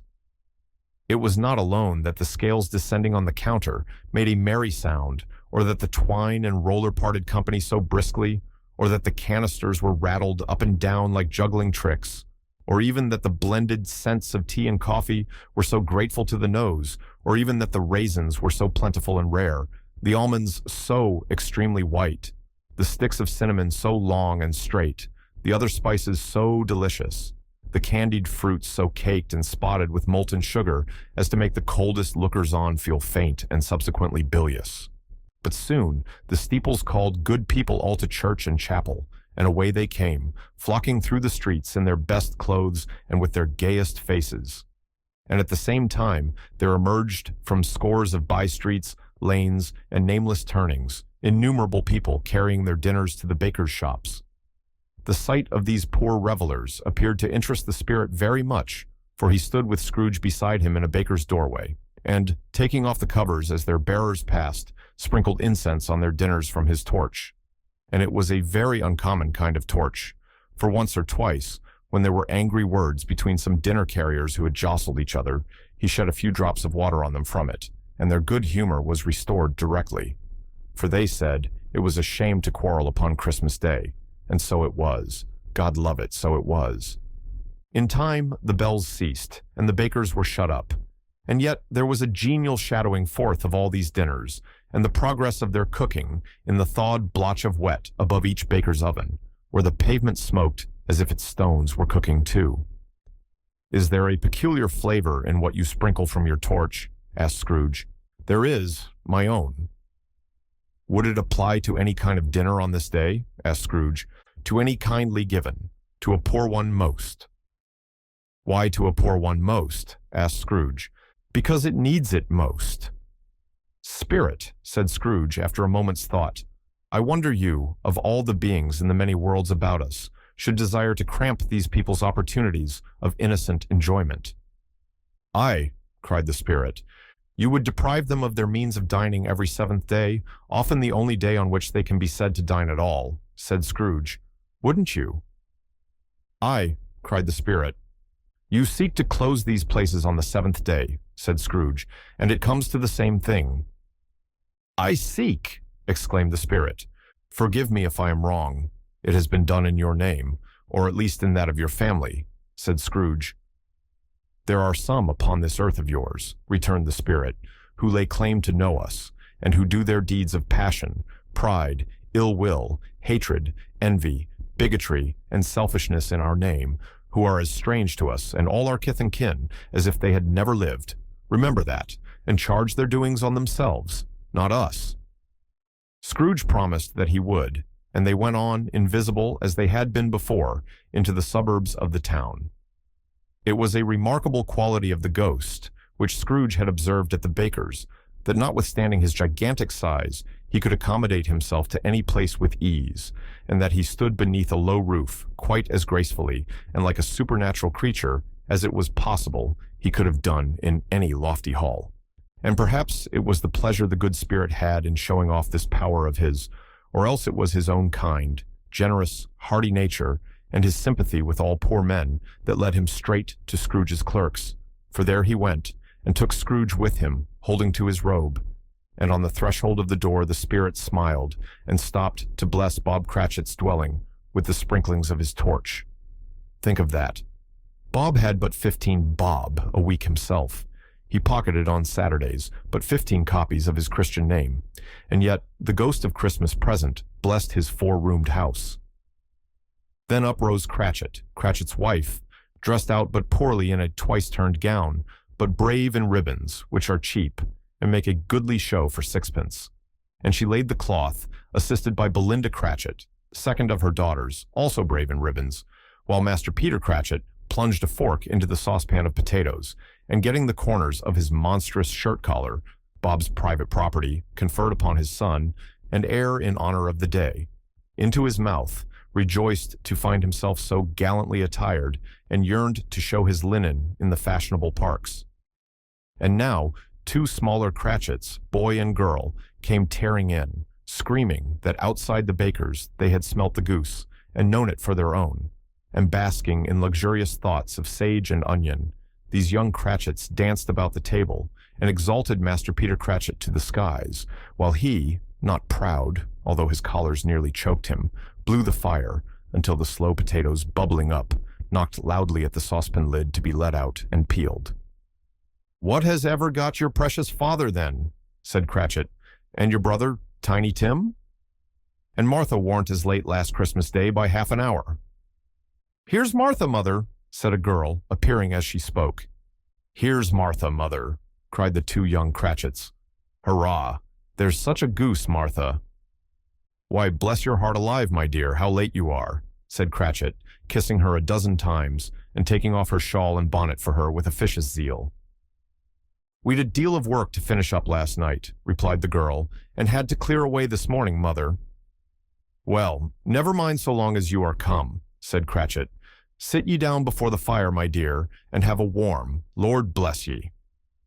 "No, no, there's father coming," cried the 2 young Cratchits, who were everywhere at once. "Hide, Martha, hide." So Martha hid herself, and in came little Bob, the father, with at least 3 feet of comforter, exclusive of the fringe, hanging down before him, and his threadbare clothes darned up and brushed to look seasonable, and Tiny Tim upon his shoulder. Alas for Tiny Tim! He bore a little crutch, and had his limbs supported by an iron frame. "Why, where's our Martha?" cried Bob Cratchit, looking round. "Not coming," said Cratchit. "Not coming," said Bob, with a sudden declension in his high spirits, for he had been Tim's blood horse all the way from church, and had come home rampant. "Not coming upon Christmas Day." Martha didn't like to see him disappointed, if it were only in joke, so she came out prematurely from behind the closet door, and ran into his arms, while the 2 young Cratchits hustled Tiny Tim and bore him off into the wash-house, that he might hear the pudding singing in the copper. "And how did little Tim behave?" asked Cratchit when she had rallied Bob on his credulity, and Bob had hugged his daughter to his heart's content. "As good as gold," said Bob, "and better." Somehow he gets thoughtful, sitting by himself so much, and thinks the strangest things you ever heard. He told me, coming home, that he hoped the people saw him in the church because he was a cripple, and it might be pleasant to them to remember upon Christmas Day who made lame beggars walk and blind men see. Bob's voice was tremulous when he told them this, and trembled more when he said that Tiny Tim was growing strong and hearty. His active little crutch was heard upon the floor, and back came Tiny Tim before another word was spoken, escorted by his brother and sister to his stool beside the fire. And while Bob, turning up his cuffs, as if, poor fellow, they were capable of being made more shabby, compounded some hot mixture in a jug with gin and lemons, and stirred it round and put it on the hob to simmer, Master Peter and the two ubiquitous young Cratchits went to fetch the goose, with which they soon returned in high procession. Such a bustle ensued that you might have thought a goose the rarest of all birds, a feathered phenomenon to which a black swan was a matter of course, and, in truth, it was something very like it in that house. Cratchit made the gravy, ready beforehand in a little saucepan, hissing hot. Master Peter mashed the potatoes with incredible vigor. Miss Belinda sweetened up the applesauce. Martha dusted the hot plates. Bob took Tiny Tim beside him in a tiny corner at the table. The two young Cratchits set chairs for everybody, not forgetting themselves, and, mounting guard upon their posts, crammed spoons into their mouths, lest they should shriek for goose before their turn came to be helped. At last the dishes were set on, and grace was said. It was succeeded by a breathless pause, as Cratchit, looking slowly all along the carving knife, prepared to plunge it in the breast. But when she did, and when the long-expected gush of stuffing issued forth, one murmur of delight arose all round the board, and even Tiny Tim, excited by the two young Cratchits, beat on the table with the handle of his knife, and feebly cried, "Hurrah!" There never was such a goose. Bob said he didn't believe there ever was such a goose cooked. Its tenderness and flavor, size and cheapness were the themes of universal admiration. Eked out by applesauce and mashed potatoes, it was a sufficient dinner for the whole family. Indeed, as Cratchit said with great delight, surveying one small atom of a bone upon the dish, they hadn't ate it all at last. Yet everyone had had enough, and the youngest Cratchits in particular were steeped in sage and onion to the eyebrows. But now, the plates being changed by Miss Belinda, Cratchit left the room alone, too nervous to bear witnesses, to take the pudding up and bring it in. Suppose it should not be done enough. Suppose it should break in turning out. Suppose somebody should have got over the wall of the backyard and stolen it while they were merry with the goose. A supposition at which the two young Cratchits became livid. All sorts of horrors were supposed.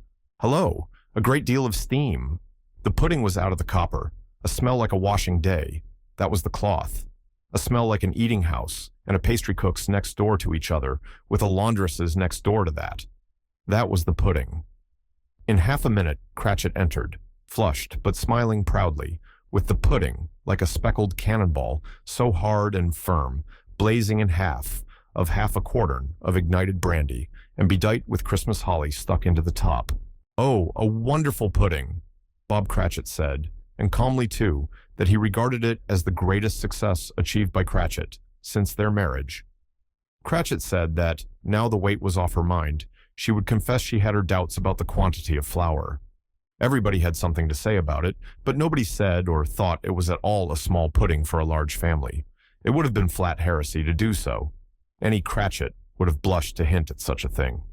At last, the dinner was all done, the cloth was cleared, the hearth swept, and the fire made up. The compound in the jug being tasted and considered perfect, apples and oranges were put upon the table, and a shovelful of chestnuts on the fire. Then all the Cratchit family drew round the hearth in what Bob Cratchit called a circle, meaning half a one, and at Bob Cratchit's elbow stood the family display of glass. 2 tumblers and a custard cup without a handle. These held the hot stuff from the jug, however, as well as golden goblets would have done, and Bob served it out with beaming looks, while the chestnuts on the fire sputtered and cracked noisily. Then Bob proposed, "A Merry Christmas to us all, my dears, God bless us," which all the family re-echoed. "God bless us, everyone," said Tiny Tim, the last of all. He sat very close to his father's side, upon his little stool. Bob held his withered little hand to his, as if he loved the child, and wished to keep him by his side, and dreaded that he might be taken from him. "Spirit," said Scrooge, with an interest he had never felt before, "tell me if Tiny Tim will live."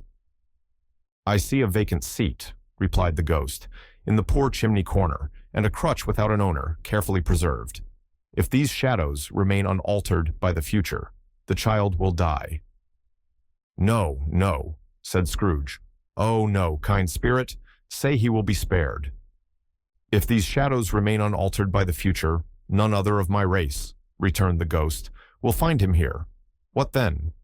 If he be like to die, he had better do it, and decrease the surplus population." Scrooge hung his head to hear his own words quoted by the spirit, and was overcome with penitence and grief.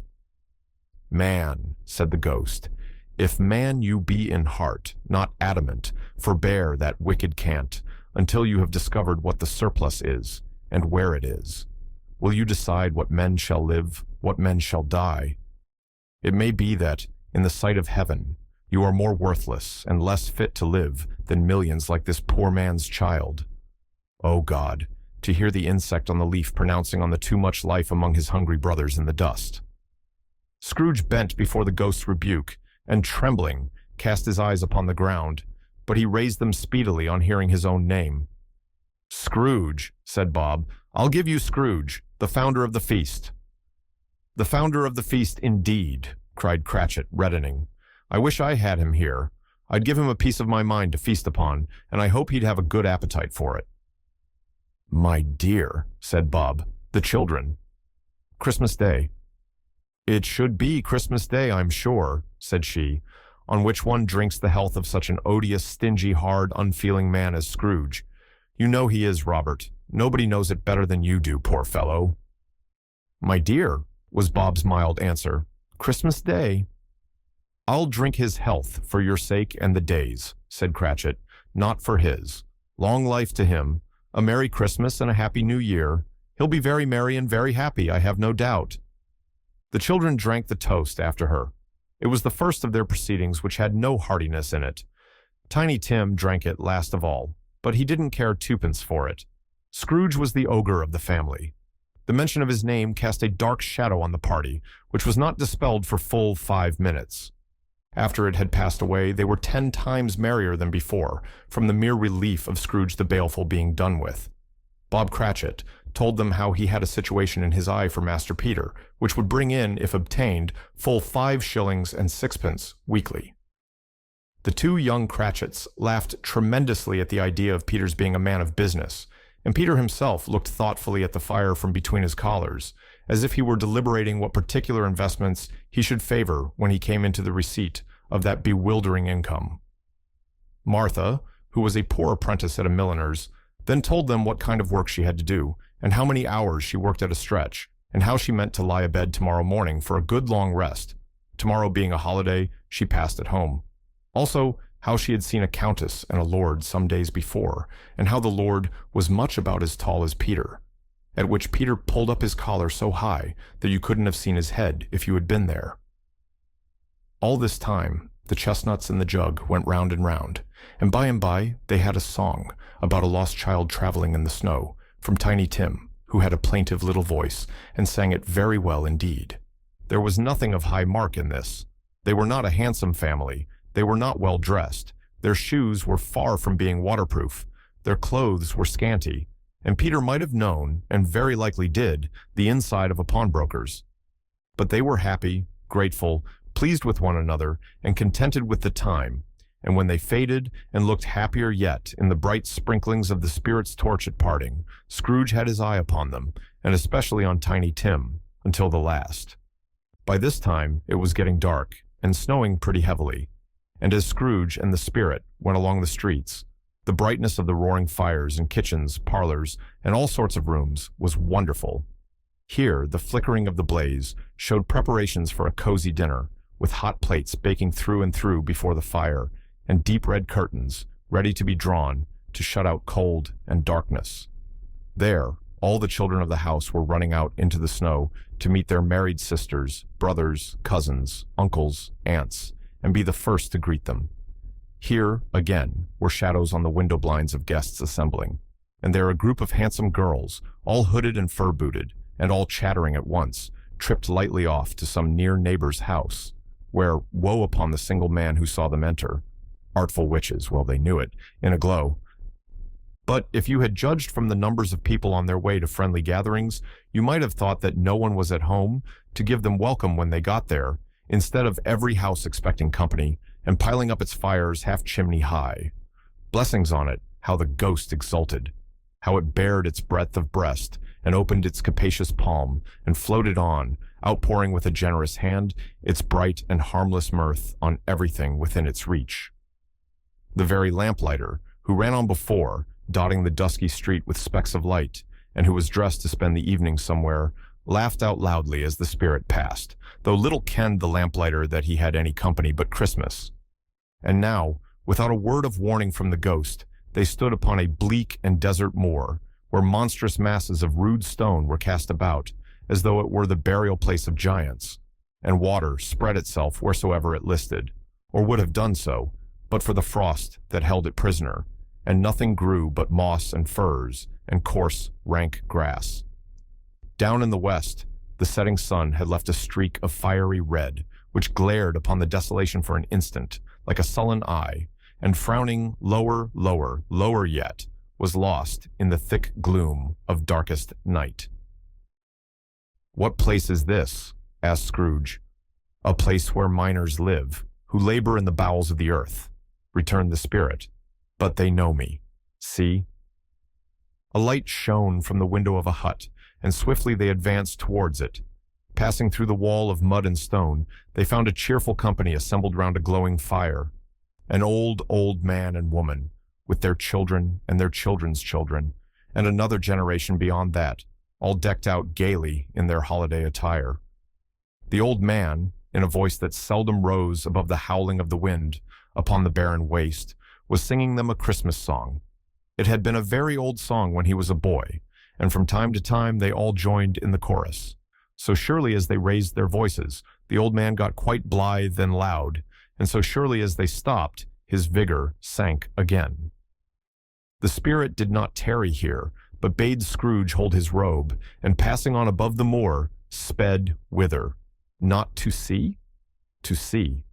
To Scrooge's horror, looking back, he saw the last of the land, a frightful range of rocks behind them, and his ears were deafened by the thundering of water as it rolled and roared and raged among the dreadful caverns it had worn and fiercely tried to undermine the earth.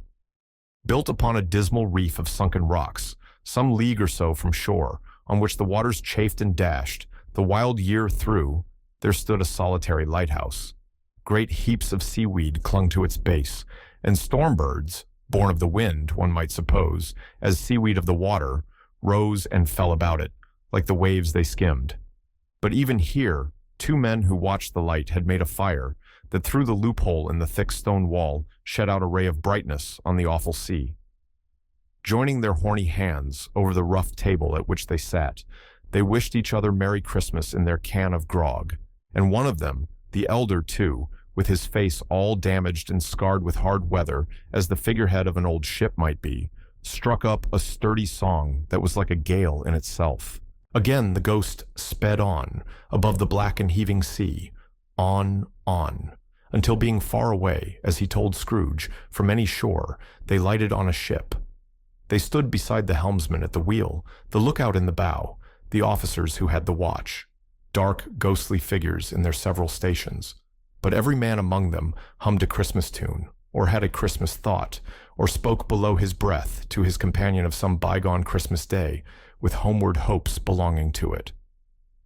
And every man on board, waking or sleeping, good or bad, had had a kinder word for one another on that day than on any day in the year, and had shared to some extent in its festivities, and had remembered those he cared for at a distance, and had known that they delighted to remember him.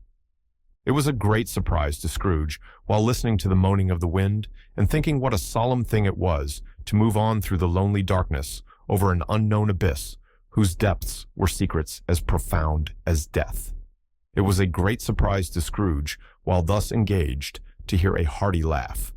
It was a much greater surprise to Scrooge to recognize it as his own nephew's and to find himself in a bright, dry, gleaming room, with the spirit standing smiling by his side and looking at that same nephew with approving affability. "Ha ha ha ha!" laughed Scrooge's nephew. "Ha ha ha!" If you should happen, by any unlikely chance, to know a man more blessed in a laugh than Scrooge's nephew, all I can say is, I should like to know him too. Introduce him to me, and I'll cultivate his acquaintance. It is a fair, even-handed, noble adjustment of things, that while there is infection and disease and sorrow, there is nothing in the world so irresistibly contagious as laughter and good humor. When Scrooge's nephew laughed in this way, holding his sides, rolling his head, and twisting his face into the most extravagant contortions, Scrooge's niece, by marriage, laughed as heartily as he, and their assembled friends, being not a bit behindhand, roared out lustily, "Ha ha ha ha ha ha ha!"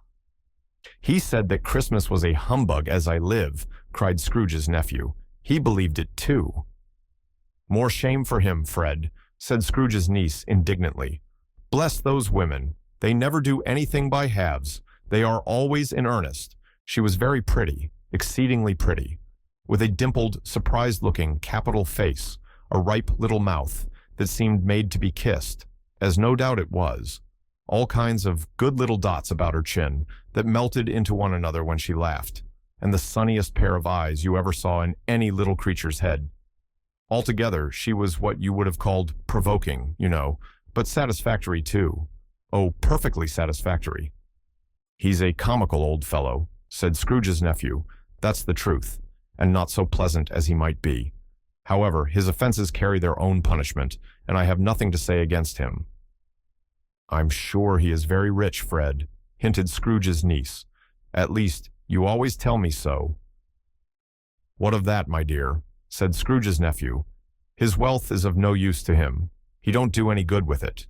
He don't make himself comfortable with it.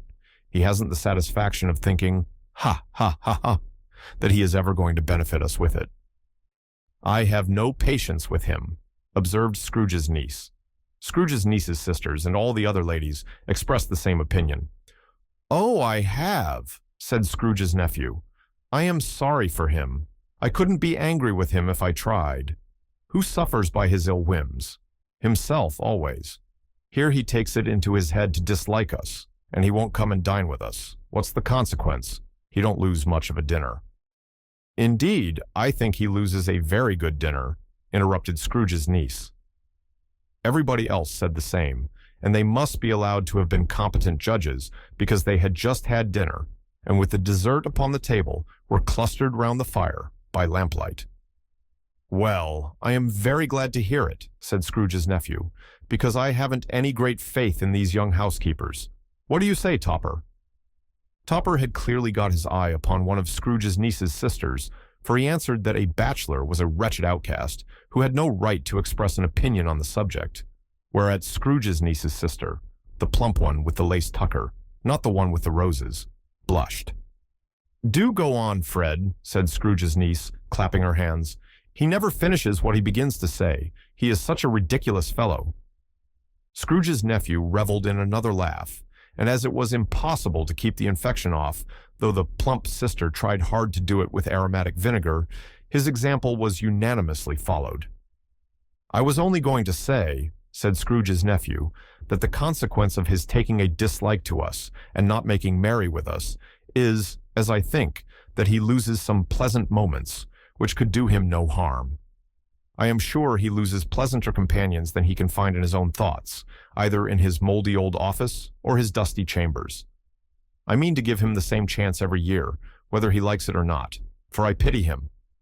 He may rail at Christmas till he dies, but he can't help thinking better of it. I defy him, if he finds me going there, in good temper, year after year, and saying, 'Uncle Scrooge, how are you?' If it only put him in the vein to leave his poor clerk £50, that's something, and I think I shook him yesterday." It was their turn to laugh now at the notion of his shaking Scrooge, but being thoroughly good-natured, and not much caring what they laughed at, so that they laughed at any rate, he encouraged them in their merriment, and passed the bottle joyously. After tea they had some music, for they were a musical family and knew what they were about when they sung a glee or catch, I can assure you, especially Topper, who could growl away in the bass like a good one, and never swell the large veins in his forehead or get red in the face over it. Scrooge's niece played well upon the harp, and played, among other tunes, a simple little air, a mere nothing. You might learn to whistle it in 2 minutes, which had been familiar to the child who fetched Scrooge from the boarding school, as he had been reminded by the ghost of Christmas past. When this strain of music sounded, all the things that Ghost had shown him came upon his mind. He softened more and more, and thought that if he could have listened to it often, years ago, he might have cultivated the kindnesses of life for his own happiness with his own hands, without resorting to the sexton's spade that buried Jacob Marley. But they didn't devote the whole evening to music. After a while they played at forfeits, for it is good to be children sometimes, and never better than at Christmas, when its mighty founder was a child himself. Stop. There was first a game at Blind Man's Buff. Of course there was, and I no more believe Topper was really blind than I believe he had eyes in his boots. My opinion is that it was a done thing between him and Scrooge's nephew, and that the ghost of Christmas present knew it. The way he went after that plump sister in the lace tucker was an outrage on the credulity of human nature. Knocking down the fire irons, tumbling over the chairs, bumping up against the piano, smothering himself amongst the curtains, wherever she went, there went he. He always knew where the plump sister was. He wouldn't catch anybody else. If you had fallen up against him, as some of them did, on purpose, he would have made a feint of endeavoring to seize you, which would have been an affront to your understanding, and would instantly have sidled off in the direction of the plump sister. She often cried out that it wasn't fair, and it really was not. But when at last he caught her, when in spite of all her silken rustlings and her rapid flutterings past him, he got her into a corner whence there was no escape, then his conduct was the most execrable. For his pretending not to know her, his pretending that it was necessary to touch her headdress, and further to assure himself of her identity by pressing a certain ring upon her finger and a certain chain about her neck, was vile, monstrous. No doubt she told him her opinion of it when, another blind man being in office, they were so very confidential together behind the curtains. Scrooge's niece was not one of the blind man's buff party, but was made comfortable with a large chair and a footstool, in a snug corner where the ghost and Scrooge were close behind her. But she joined in the forfeits, and loved her love to admiration with all the letters of the alphabet. Likewise, at the game of how, when, and where, she was very great, and, to the secret joy of Scrooge's nephew, beat her sisters hollow, though they were sharp girls too, as Topper could have told you. There might have been 20 people there, young and old, but they all played, and so did Scrooge, for wholly forgetting, in the interest he had in what was going on, that his voice made no sound in their ears. He sometimes came out with his guess quite loud, and very often guessed right too, for the sharpest needle, best Whitechapel, warranted not to cut in the eye, was not sharper than Scrooge, blunt as he took it in his head to be. The ghost was greatly pleased to find him in this mood, and looked upon him with such favor that he begged like a boy to be allowed to stay until the guests departed. But this, the spirit said, could not be done. "Here is a new game," said Scrooge. "1 half-hour, spirit, only one. I have found it out. I know what it is, Fred. I know what it is." "What is it?" cried Fred. "It's your Uncle Scro-o-o-o-oge." Which it certainly was. Admiration was the universal sentiment, though some objected that the reply to "Is it a bear?" ought to have been "Yes," inasmuch as an answer in the negative was sufficient to have diverted their thoughts from Scrooge, supposing they had ever had any tendency that way. "He has given us plenty of merriment, I am sure," said Fred, "and it would be ungrateful not to drink his health. Here is a glass of mulled wine, ready to our hand at the moment, and I say, Uncle Scrooge." "Well, Uncle Scrooge," they cried. "A Merry Christmas and a Happy New Year to the old man, whatever he is," said Scrooge's nephew. "He wouldn't take it from me, but may he have it, nevertheless." Uncle Scrooge. Uncle Scrooge had imperceptibly become so gay and light of heart that he would have pledged the unconscious company in return, and thanked them in an inaudible speech, if the ghost had given him time. But the whole scene passed off in the breath of the last word spoken by his nephew, and he and the spirit were again upon their travels. Much they saw, and far they went, and many homes they visited, but always with a happy end. The spirit stood beside sickbeds, and they were cheerful, on foreign lands, and they were close at home, by struggling men, and they were patient, their greater hope, by poverty, and it was rich. In almshouse, hospital, and jail, in misery's every refuge, where vain man in his little brief authority had not made fast the door and barred the spirit out, he left his blessing and taught Scrooge his precepts. It was a long night, if it were only a night, but Scrooge had his doubts of this, because the Christmas holidays appeared to be condensed into the space of time they passed together. It was strange, too, that, while Scrooge remained unaltered in his outward form, the ghost grew older, clearly older. Scrooge had observed this change, but never spoke of it until they left a children's 12th night party, when, looking at the spirit, as they stood together in an open place, he noticed that its hair was gray. "Are spirits' lives so short?" asked Scrooge. "My life upon this globe is very brief," replied the ghost. "It ends tonight." "Tonight?" cried Scrooge. "Tonight at midnight. Hark, the time is drawing near." The chimes were ringing the 11:15 at that moment. "Forgive me if I am not justified in what I ask," said Scrooge, looking intently at the spirit's robe, "but I see something strange, and not belonging to yourself, protruding from your skirts. Is it a foot or a claw?" "It might be a claw, for the flesh there is upon it," was the spirit's sorrowful reply. "Look here." From the foldings of its robe, it brought 2 children, wretched, abject, frightful, hideous, miserable. They knelt down at its feet and clung upon the outside of its garment. "Oh, man, look here, look down here," exclaimed the ghost. They were a boy and girl, yellow, meager, ragged, scowling, wolfish, but prostrate too in their humility. Where graceful youth should have filled their features out and touched them with its freshest tints, a stale and shriveled hand, like that of age, had pinched and twisted them and pulled them into shreds. Where angels might have sat enthroned, devils lurked and glared out menacing. No change, no degradation, no perversion of humanity in any grade, through all the mysteries of wonderful creation, has monsters half so horrible and dread. Scrooge started back, appalled. Having them shown to him in this way, he tried to say they were fine children, but the words choked themselves, rather than be parties to a lie of such enormous magnitude. "Spirit, are they yours?" Scrooge could say no more. "They are man's," said the spirit, looking down upon them, "and they cling to me, appealing from their fathers. This boy is ignorance. This girl is want. Beware of them both, and all of their degree, but most of all beware this boy. For on his brow I see that written which is doom, unless the writing be erased." "Deny it," cried the spirit, stretching out his hand towards the city. "Slander those who tell it ye. Admit it for your factious purposes, and make it worse, and bide the end." "Have they no refuge or resource?" cried Scrooge. "Are there no prisons?" said the spirit, turning on him for the last time with his own words. "Are there no workhouses?" The bell struck 12. Scrooge looked about him for the ghost, and saw it not. As the last stroke ceased to vibrate, he remembered the prediction of old Jacob Marley, and, lifting up his eyes, beheld a solemn phantom, draped and hooded, coming like a mist along the ground towards him.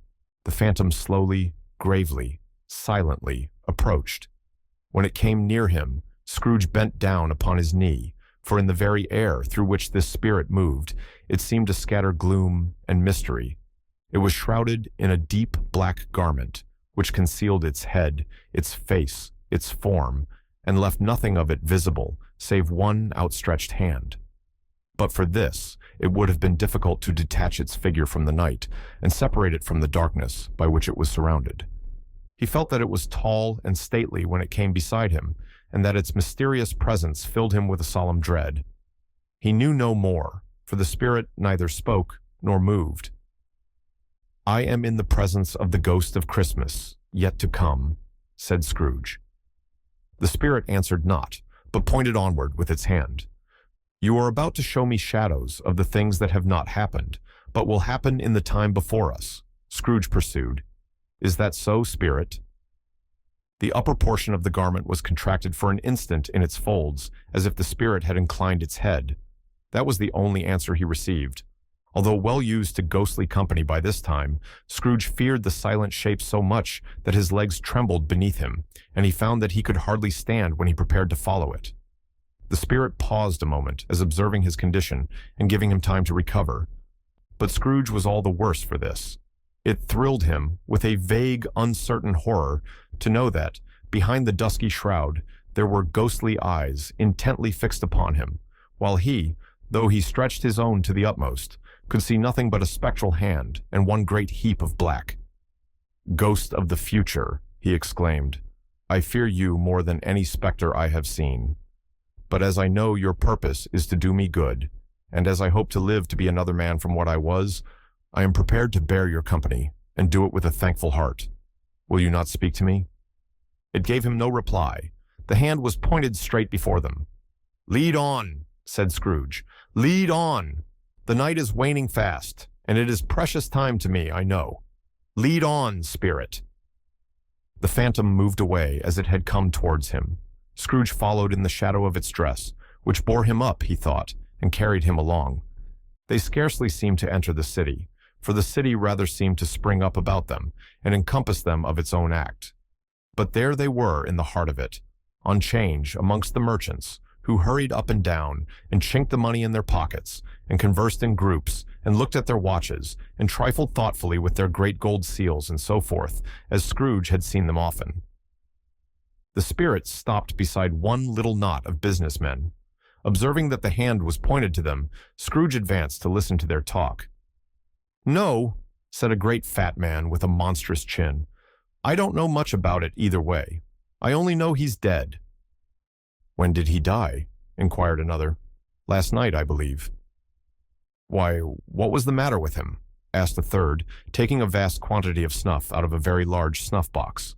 "I thought he'd never die." "God knows," said the first with a yawn. "What has he done with his money?" asked a red-faced gentleman with a pendulous excrescence on the end of his nose that shook like the gills of a turkey cock. "I haven't heard," said the man with the large chin, yawning again. "Left it to his company, perhaps. He hasn't left it to me. That's all I know." This pleasantry was received with a general laugh. "It's likely to be a very cheap funeral," said the same speaker, "for, upon my life, I don't know of anybody to go to it. Suppose we make up a party and volunteer." "I don't mind going if a lunch is provided," observed the gentleman with the excrescence on his nose, "but I must be fed if I make one." Another laugh. "Well, I am the most disinterested among you, after all," said the first speaker, "for I never wear black gloves, and I never eat lunch, but I'll offer to go if anybody else will. When I come to think of it, I'm not at all sure that I wasn't his most particular friend, for we used to stop and speak whenever we met. Bye. Speakers and listeners strolled away and mixed with other groups. Scrooge knew the men and looked towards the spirit for an explanation. The phantom glided on into a street. Its finger pointed to two persons meeting. Scrooge listened again, thinking that the explanation might lie here. He knew these men also perfectly. They were men of business, very wealthy, and of great importance. He had made a point always of standing well in their esteem in a business point of view, that is, strictly in a business point of view. "How are you?" said one. "How are you?" returned the other. "Well," said the first, "Old Scratch has got his own at last, hey?" "So I am told," returned the second. "Cold, isn't it?" "Seasonable for Christmas time. You are not a skater, I suppose?" No. Something else to think of. Good morning." Not another word. That was their meeting, their conversation, and their parting. Scrooge was at first inclined to be surprised that the spirit should attach importance to conversations apparently so trivial, but feeling assured that they must have some hidden purpose, he set himself to consider what it was likely to be. They could scarcely be supposed to have any bearing on the death of Jacob, his old partner, for that was past, and this ghost's province was the future. Nor could he think of anyone immediately connected with himself to whom he could apply them. But nothing doubting that, to whomsoever they applied, they had some latent moral for his own improvement, he resolved to treasure up every word he heard and everything he saw, and especially to observe the shadow of himself when it appeared. for he had an expectation that the conduct of his future self would give him the clue he missed and would render the solution of these riddles easy. He looked about in that very place for his own image, but another man stood in his accustomed corner, and though the clock pointed to his usual time of day for being there, he saw no likeness of himself among the multitudes that poured in through the porch. It gave him little surprise, however, for he had been revolving in his mind a change of life, and thought and hoped he saw his newborn resolutions carried out in this. Quiet and dark, beside him stood the phantom with its outstretched hand. When he roused himself from his thoughtful quest, he fancied, from the turn of the hand and its situation in reference to himself, that the unseen eyes were looking at him keenly. It made him shudder and feel very cold.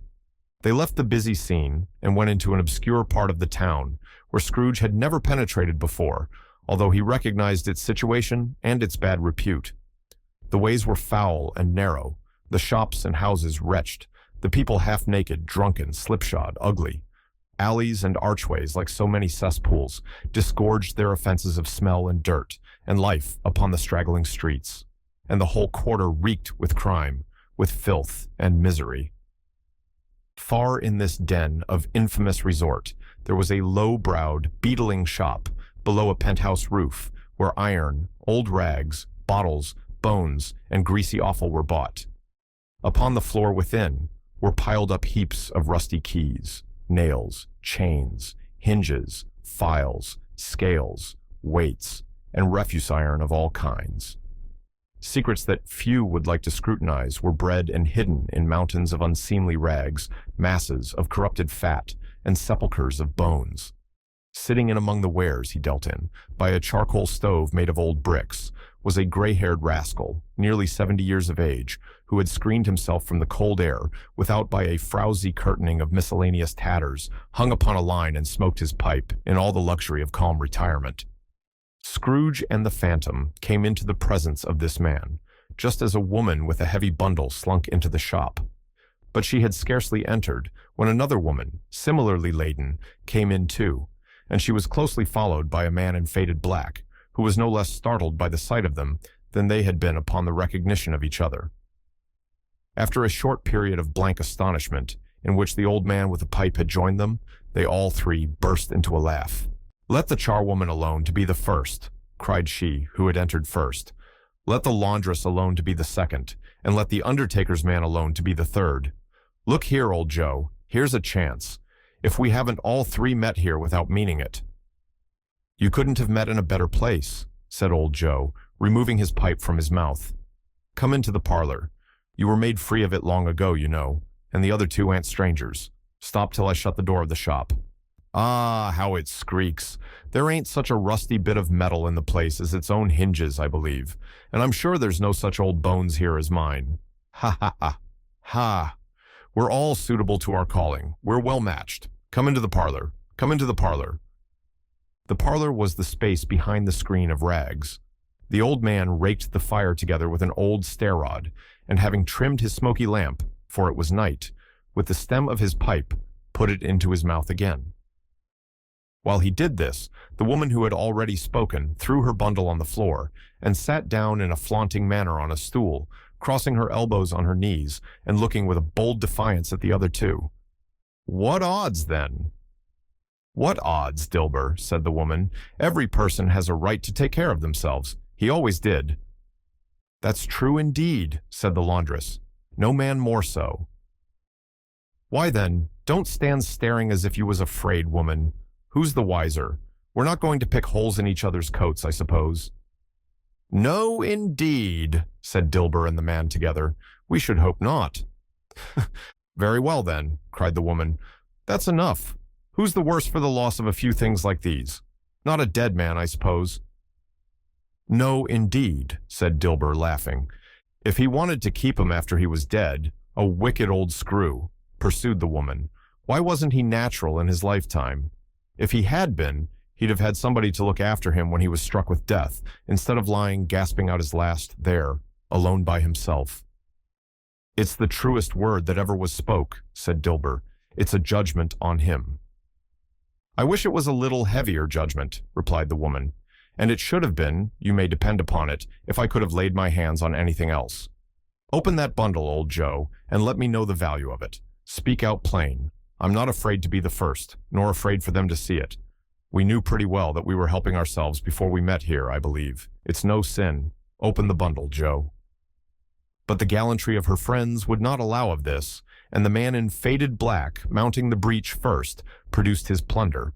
It was not extensive.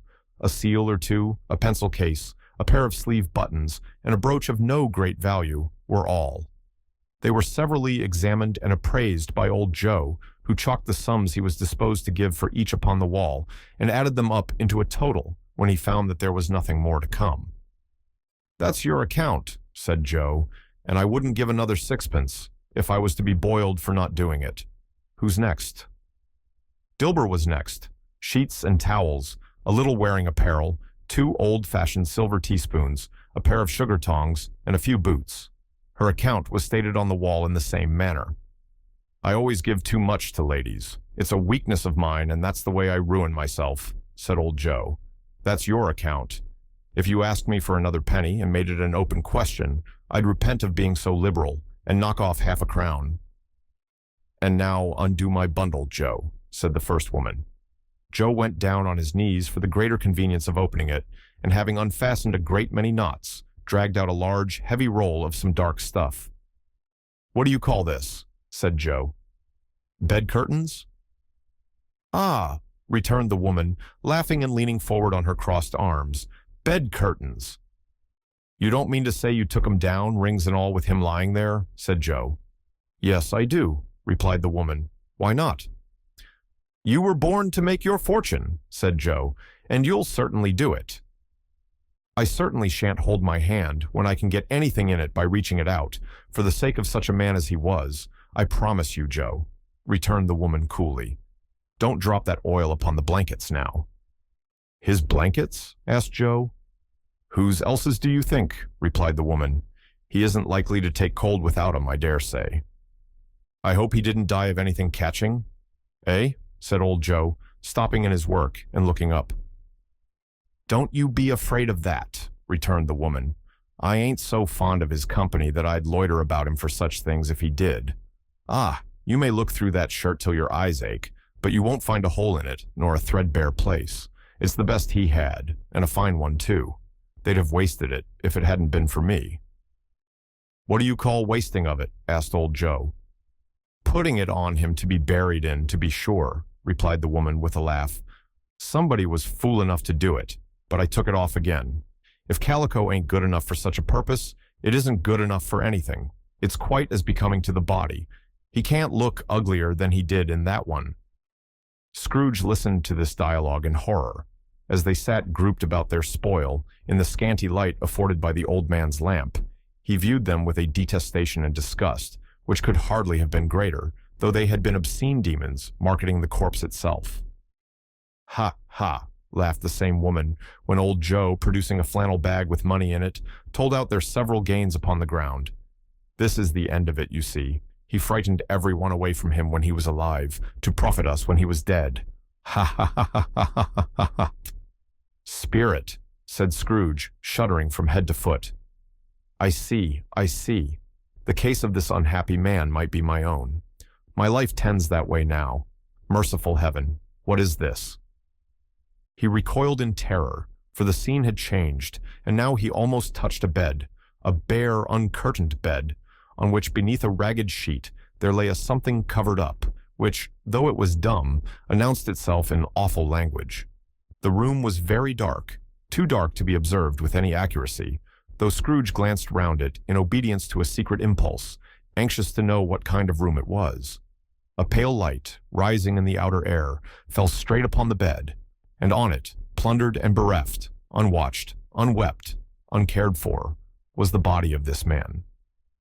Scrooge glanced towards the phantom. Its steady hand was pointed to the head. The cover was so carelessly adjusted that the slightest raising of it, the motion of a finger upon Scrooge's part, would have disclosed the face. He thought of it, felt how easy it would be to do, and longed to do it, but he had no more power to withdraw the veil than to dismiss the spectre at his side. O cold, cold, rigid, dreadful death, set up thine altar here, and dress it with such terrors as thou hast at thy command, for this is thy dominion. But of the loved, revered, and honored head, thou canst not turn one hair to thy dread purposes, or make one feature odious. It is not that the hand is heavy, and will fall down when released. It is not that the heart and pulse are still, but that the hand was open, generous, and true, the heart brave, warm, and tender, and the pulse a man's. Strike, shadow, strike, and see his good deeds springing from the wound, to sow the world with life immortal. No voice pronounced these words in Scrooge's ears, and yet he heard them when he looked upon the bed.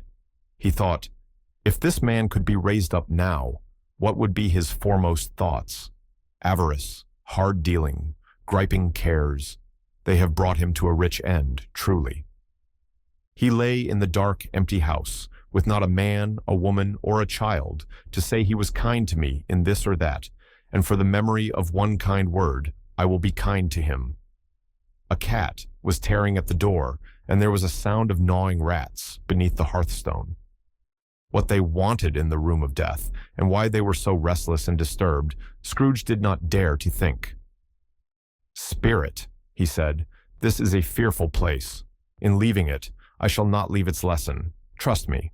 Let us go." Still, the ghost pointed with an unmoved finger to the head. "I understand you," Scrooge returned, "and I would do it if I could. But I have not the power, Spirit.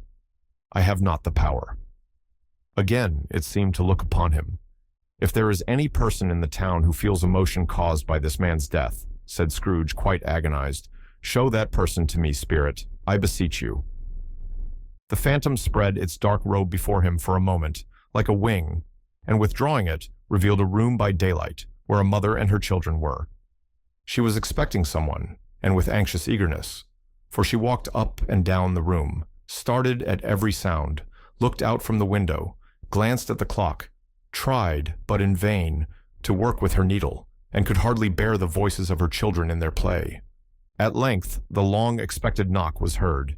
She hurried to the door and met her husband, a man whose face was careworn and depressed, though he was young. There was a remarkable expression in it now, a kind of serious delight of which he felt ashamed, and which he struggled to repress. He sat down to the dinner that had been hoarding for him by the fire, and when she asked him faintly what news, which was not until after a long silence, he appeared embarrassed how to answer. "Is it good," she said, "or bad?" To help him. "Bad," he answered. "We are quite ruined?" "There is hope yet, Caroline." "If he relents," she said, amazed. "There is. Nothing is past hope, if such a miracle has happened." "He is past relenting," said her husband. "He is dead." She was a mild and patient creature, if her face spoke truth, but she was thankful in her soul to hear it, and she said so with clasped hands. She prayed forgiveness the next moment, and was sorry, but the first was the emotion of her heart. "What the half-drunken woman, whom I told you of last night, said to me when I tried to see him and obtain a week's delay, and what I thought was a mere excuse to avoid me, turns out to have been quite true. He was not only very ill, but dying then." "To whom will our debt be transferred?" "I don't know, but before that time we shall be ready with the money, and even though we were not, it would be bad fortune indeed to find so merciless a creditor in his successor. We may sleep tonight with light hearts, Caroline." Yes, soften it as they would, their hearts were lighter. The children's faces, hushed and clustered round to hear what they so little understood, were brighter, and it was a happier house for this man's death. The only emotion that the ghost could show him, caused by the event, was one of pleasure. "Let me see some tenderness connected with a death," said Scrooge, "or that dark chamber spirit, which we left just now, will be forever present to me." The ghost conducted him through several streets familiar to his feet, and as they went along, Scrooge looked here and there to find himself, but nowhere was he to be seen. They entered poor Bob Cratchit's house, the dwelling he had visited before, and found the mother and the children seated round the fire. Quiet, very quiet. The noisy little Cratchits were as still as statues in one corner, and sat looking up at Peter, who had a book before him. The mother and her daughters were engaged in sewing, but surely they were very quiet. And he took a child and set him in the midst of them. Where had Scrooge heard those words? He had not dreamed them. The boy must have read them out as he and the spirit crossed the threshold. Why did he not go on? The mother laid her work upon the table and put her hand up to her face. "The color hurts my eyes," she said. "The color? Ah, poor Tiny Tim." "They're better now again," said Cratchit's wife. "It makes them weak by candlelight, and I wouldn't show weak eyes to your father when he comes home for the world. It must be near his time." "Past it, rather," Peter answered, shutting up his book. "But I think he has walked a little slower than he used these few last evenings, Mother." They were very quiet again. At last, she said, and in a steady, cheerful voice that only faltered once, I have known him walk with Tiny Tim upon his shoulder very fast indeed." "And so have I," cried Peter. "Often?" "And so have I," exclaimed another. "So had all." "But he was very light to carry," she resumed, intent upon her work, "and his father loved him so that it was no trouble, and there is your father at the door." She hurried out to meet him, and little Bob and his comforter, he had need of it, poor fellow, came in. His tea was ready for him on the hob, and they all tried who should help him to it most. Then the two young Cratchits got upon his knees and laid each child a little cheek against his face, as if they said, "Don't mind it, father. Don't be grieved." Bob was very cheerful with them, and spoke pleasantly to all the family. He looked at the work upon the table, and praised the industry and speed of Cratchit and the girls. They would be done long before Sunday, he said. "Sunday? You went today, then, Robert?" said his wife. "Yes, my dear," returned Bob. "I wish you could have gone. It would have done you good to see how green a place it is. But you'll see it often. I promised him that I would walk there on a Sunday." "My little child," cried Bob. "My little child." He broke down all at once. He couldn't help it. If he could have helped it, he and his child would have been farther apart, perhaps, than they were.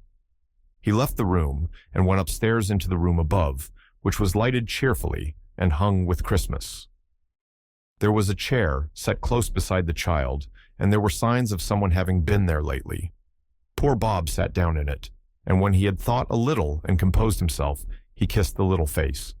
He was reconciled to what had happened, and went down again quite happy. They drew about the fire and talked, the girls and mother working still. Bob told them of the extraordinary kindness of Scrooge's nephew, whom he had scarcely seen but once, and who, meeting him in the street that day, and seeing that he looked just a little down, you know, said Bob, inquired what had happened to distress him. "On which," said Bob, "for he is the pleasantest spoken gentleman you ever heard," I told him. "I am heartily sorry for it, Cratchit," he said, "and heartily sorry for your good wife." By the by, how he ever knew that I don't know. "Knew what, my dear?" "Why, that you were a good wife," replied Bob. "Everybody knows that," said Peter. "Very well observed, my boy," cried Bob. "I hope they do." "Heartily sorry," he said, "for your good wife. If I can be of service to you in any way," he said, giving me his card, "that's where I live. Pray come to me." "Now it wasn't," cried Bob, for the sake of anything he might be able to do for us, so much as for his kind way, that this was quite delightful. It really seemed as if he had known our Tiny Tim, and felt with us. "I'm sure he's a good soul," said Cratchit. "You would be sure of it, my dear," returned Bob, "if you saw and spoke to him. I shouldn't be at all surprised. Mark what I say, if he got Peter a better situation." "Only hear that, Peter," said Cratchit. "And then," cried one of the girls, "Peter will be keeping company with someone and setting up for himself."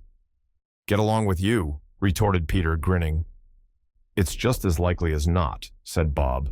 "One of these days, though there's plenty of time for that, my dear. But however and whenever we part from one another, I am sure we shall none of us forget poor Tiny Tim, shall we, or this first parting that there was among us?" "Never, father," cried they all. "And I know," said Bob, "I know, my dears, that when we recollect how patient and how mild he was, although he was a little child, We shall not quarrel easily among ourselves, and forget poor Tiny Tim in doing it." "No, never, father," they all cried again. "I am very happy," said little Bob. "I am very happy." Cratchit kissed him, his daughters kissed him, the two young Cratchits kissed him, and Peter and himself shook hands. "Spirit of Tiny Tim, thy childish essence was from God." "Spectre," said Scrooge, "something informs me that our parting moment is at hand. I know it, but I know not how. Tell me what man that was, whom we saw lying dead." The ghost of Christmas, yet to come, conveyed him, as before, though at a different time, he thought.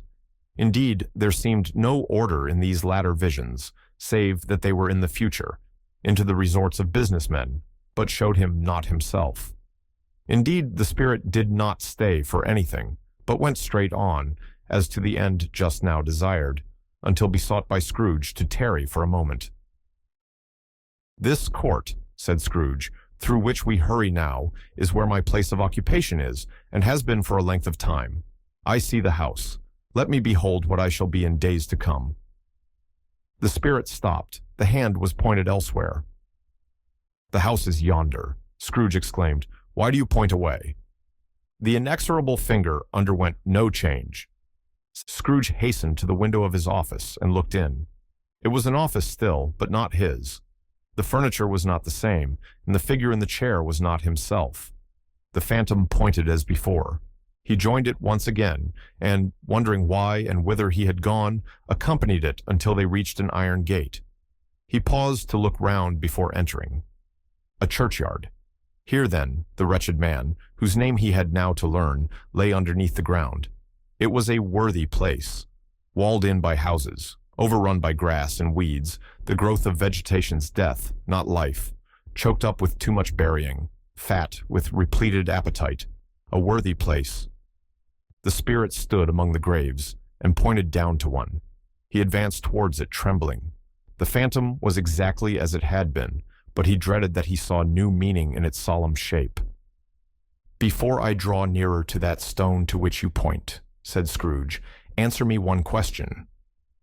Are these the shadows of the things that will be, or are they shadows of the things that may be only?" Still, the ghost pointed downward to the grave by which it stood. "Men's courses will foreshadow certain ends, to which, if persevered in, they must lead," said Scrooge. "But if the courses be departed from, the ends will change. Say it is thus with what you show me." The spirit was immovable as ever. Scrooge crept towards it, trembling as he went, and following the finger, read upon the stone of the neglected grave his own name, Ebenezer Scrooge. "Am I that man who lay upon the bed?" he cried upon his knees. The finger pointed from the grave to him, and back again. "No, spirit! Oh, no, no!" The finger still was there. "Spirit!" he cried, tight clutching at its robe. "Hear me! I am not the man I was. I will not be the man I must have been but for this intercourse. Why show me this, if I am past all hope?" For the first time, the hand appeared to shake. "Good spirit," he pursued, as down upon the ground he fell before it. "Your nature intercedes for me and pities me. Assure me that I yet may change these shadows you have shown me by an altered life. I will honor Christmas in my heart and try to keep it all the year. I will live in the past, the present, and the future. The spirits of all three shall strive within me. I will not shut out the lessons that they teach. Oh, tell me I may sponge away the writing on this stone." In his agony, he caught the spectral hand. It sought to free itself, but he was strong in his entreaty and detained it. The spirit, stronger yet, repulsed him. Holding up his hands in a last prayer to have his fate reversed, he saw an alteration in the phantom's hood and dress. It shrunk, collapsed, and dwindled down into a bedpost. Yes, and the bedpost was his own. The bed was his own. The room was his own. Best and happiest of all, the time before him was his own, to make amends in. "I will live in the past, the present, and the future," Scrooge repeated as he scrambled out of bed. "The spirits of all three shall strive within me. O Jacob Marley, heaven and the Christmas time be praised for this. I say it on my knees, old Jacob, on my knees. He was so fluttered and so glowing with his good intentions that his broken voice would scarcely answer to his call. He had been sobbing violently in his conflict with the spirit, and his face was wet with tears. "They are not torn down," cried Scrooge, folding one of his bed curtains in his arms. "They are not torn down, rings and all. They are here. I am here. The shadows of the things that would have been may be dispelled. They will be. I know they will." His hands were busy with his garments all this time, turning them inside out, putting them on upside down, tearing them, mislaying them, making them parties to every kind of extravagance. "I don't know what to do," cried Scrooge, laughing and crying in the same breath, and making a perfect Laocoon of himself with his stockings. "I am as light as a feather. I am as happy as an angel. I am as merry as a schoolboy. I am as giddy as a drunken man. A Merry Christmas to everybody. A Happy New Year to all the world. Hello here. Whoop, hello." He had frisked into the sitting room, and was now standing there, perfectly winded. "There's the saucepan that the gruel was in," cried Scrooge, starting off again and going round the fireplace. "There's the door by which the ghost of Jacob Marley entered. There's the corner where the ghost of Christmas present sat. There's the window where I saw the wandering spirits. It's all right. It's all true. It all happened. Ha, ha, ha, ha." Really, for a man who had been out of practice for so many years, it was a splendid laugh, a most illustrious laugh, the father of a long, long line of brilliant laughs. "I don't know what day of the month it is," said Scrooge. "I don't know how long I have been among the spirits. I don't know anything. I'm quite a baby. Never mind. I don't care. I'd rather be a baby. Hello! Whoop! Hello here!" He was checked in his transports by the churches ringing out the lustiest peals he had ever heard. Clash, clash, hammer, ding-dong, bell. Bell-dong-ding, hammer, clash, clash. Oh, glorious, glorious! Running to the window, he opened it and put out his head. No fog, no mist. Clear, bright, jovial, stirring, cold, cold, piping for the blood to dance to. Golden sunlight, heavenly sky, sweet, fresh air, merry bells. Oh, glorious, glorious! "What's today?" cried Scrooge, calling downward to a boy in Sunday clothes, who perhaps had loitered in to look about him. "Eh?" returned the boy with all his might of wonder. "What's today, my fine fellow?" said Scrooge. "Today," replied the boy. "Why, Christmas Day." "It's Christmas Day," said Scrooge to himself. "I haven't missed it. The spirits have done it all in one night. They can do anything they like. Of course they can. Of course they can. Hello, my fine fellow." "Hello," returned the boy. "Do you know the poulterers in the next street but one at the corner?" Scrooge inquired. "I should hope I did," replied the lad. "An intelligent boy," said Scrooge. "A remarkable boy. Do you know whether they've sold the prize turkey that was hanging up there? Not the little prize turkey, the big one." "What? The one as big as me?" returned the boy. "What a delightful boy," said Scrooge. "It's a pleasure to talk to him. Yes, my buck." "It's hanging there now," replied the boy. "Is it?" said Scrooge. "Go and buy it." "Walker!" exclaimed the boy. "No, no," said Scrooge. "I am in earnest. Go and buy it, and tell him to bring it here, that I may give them the directions where to take it. Come back with the man, and I'll give you a shilling. Come back with him in less than 5 minutes, and I'll give you half a crown." The boy was off like a shot. He must have had a steady hand at a trigger who could have got a shot off half as fast. "I'll send it to Bob Cratchit's," whispered Scrooge, rubbing his hands and splitting with a laugh. "He shan't know who sends it. It's twice the size of Tiny Tim. Joe Miller never made such a joke as sending it to Bob's will be." The hand in which he wrote the address was not a steady one, but write it he did somehow, and went downstairs to open the street door, ready for the coming of the poulterer's man. As he stood there, waiting his arrival, the knocker caught his eye. "I shall love it as long as I live," cried Scrooge, patting it with his hand. "I scarcely ever looked at it before. What an honest expression it has in its face. It's a wonderful knocker. Here's the turkey. Hello! Whoop! How are you? Merry Christmas." It was a turkey. He never could have stood upon his legs, that bird. He would have snapped them short off in a minute, like sticks of sealing wax. "Why, it's impossible to carry that to Camden Town," said Scrooge. "You must have a cab." The chuckle with which he said this, and the chuckle with which he paid for the turkey, and the chuckle with which he paid for the cab, and the chuckle with which he recompensed the boy, were only to be exceeded by the chuckle with which he sat down breathless in his chair again, and chuckled till he cried. Shaving was not an easy task, for his hand continued to shake very much, and shaving requires attention, even when you don't dance while you are at it. But if he had cut the end of his nose off, he would have put a piece of sticking plaster over it and been quite satisfied. He dressed himself all in his best, and at last got out into the streets. The people were by this time pouring forth, as he had seen them with the ghost of Christmas present, and walking with his hands behind him, Scrooge regarded everyone with a delighted smile. He looked so irresistibly pleasant, in a word, that 3 or 4 good-humored fellows said, "Good morning, sir. A Merry Christmas to you." And Scrooge said often afterwards that, of all the blithe sounds he had ever heard, those were the blithest in his ears. He had not gone far when, coming on towards him, he beheld the portly gentleman who had walked into his counting-house the day before, and said, "Scrooge and Marley's, I believe." It sent a pang across his heart to think how this old gentleman would look upon him when they met, but he knew what path lay straight before him, and he took it. "My dear sir," said Scrooge, quickening his pace, and taking the old gentleman by both his hands, "how do you do? I hope you succeeded yesterday. It was very kind of you. A Merry Christmas to you, sir." "Scrooge?" "Yes," said Scrooge. "That is my name, and I fear it may not be pleasant to you. Allow me to ask your pardon. And will you have the goodness—" Here Scrooge whispered in his ear. "Lord bless me," cried the gentleman, as if his breath were taken away. "My dear Scrooge, are you serious?" "If you please," said Scrooge, "not a farthing less. A great many back payments are included in it, I assure you. Will you do me that favor?"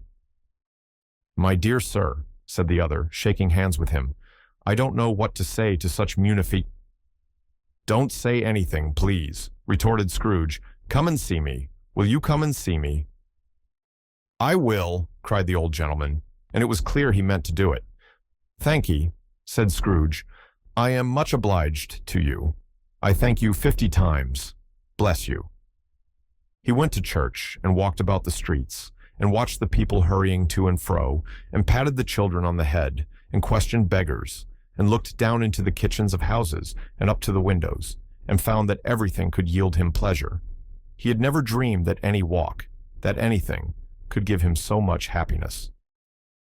In the afternoon, he turned his steps towards his nephew's house. He passed the door a dozen times before he had the courage to go up and knock, but he made a dash and did it. "Is your master at home, my dear?" said Scrooge to the girl. "Nice girl, very." "Yes, sir." "Where is he, my love?" said Scrooge. "He's in the dining-room, sir, along with mistress. I'll show you upstairs, if you please." "Thank'ee. He knows me," said Scrooge, with his hand already on the dining-room lock. "I'll go in here, my dear." He turned it gently and sidled his face in round the door. They were looking at the table, which was spread out in great array, for these young housekeepers are always nervous on such points, and like to see that everything is right. "Fred," said Scrooge. Dear heart alive, how his niece by marriage started. Scrooge had forgotten, for the moment, about her sitting in the corner with the footstool, or he wouldn't have done it on any account. "Why, bless my soul," cried Fred. "Who's that?" "It's I, your Uncle Scrooge. I have come to dinner. Will you let me in, Fred?" But he was early at the office next morning. Oh, he was early there. If he could only be there first and catch Bob Cratchit coming late. That was the thing he had set his heart upon. And he did it. Yes, he did. The clock struck 9. No Bob. 1/4 past. No Bob. He was full 18 minutes and a half behind his time. Scrooge sat with his door wide open, that he might see him come into the tank. His hat was off before he opened the door, his comforter too. He was on his stool in a jiffy, driving away with his pen, as if he were trying to overtake 9 o'clock. "Hello," growled Scrooge in his accustomed voice, as near as he could feign it. "What do you mean by coming here at this time of day?" "I am very sorry, sir," said Bob. "I am behind my time. "You are," repeated Scrooge. "Yes, I think you are. Step this way, sir, if you please." "It's only once a year, sir," pleaded Bob, appearing from the tank. "It shall not be repeated. I was making rather merry yesterday, sir." "Now, I'll tell you what, my friend," said Scrooge. "I am not going to stand this sort of thing any longer. And therefore," he continued, leaping from his stool, and giving Bob such a dig in the waistcoat that he staggered back into the tank again, "and therefore I am about to raise your salary." Bob trembled and got a little nearer to the ruler. He had a momentary idea of knocking Scrooge down with it, holding him and calling to the people in the court for help and a straight waistcoat. "A Merry Christmas, Bob," said Scrooge with an earnestness that could not be mistaken as he clapped him on the back. "A merrier Christmas, Bob, my good fellow, than I have given you for many a year. I'll raise your salary and endeavor to assist your struggling family, and we will discuss your affairs this very afternoon over a Christmas bowl of smoking bishop, Bob. Make up the fires and buy another coal scuttle before you dot another I, Bob Cratchit." Scrooge was better than his word. He did it all and infinitely more, and to Tiny Tim, who did not die, he was a second father. He became as good a friend, as good a master, and as good a man as the good old city knew, or any other good old city, town, or borough in the good old world. Some people laughed to see the alteration in him, but he let them laugh, and little heeded them, for he was wise enough to know that nothing ever happened on this globe, for good, at which some people did not have their fill of laughter in the outset. And knowing that such as these would be blind anyway, he thought it quite as well that they should wrinkle up their eyes in grins as have the malady in less attractive forms. His own heart laughed, and that was quite enough for him. He had no further intercourse with spirits, but lived upon the total abstinence principle ever afterwards, and it was always said of him that he knew how to keep Christmas well, if any man alive possessed the knowledge. May that be truly said of us, and all of us. And so, as Tiny Tim observed, God bless us, everyone.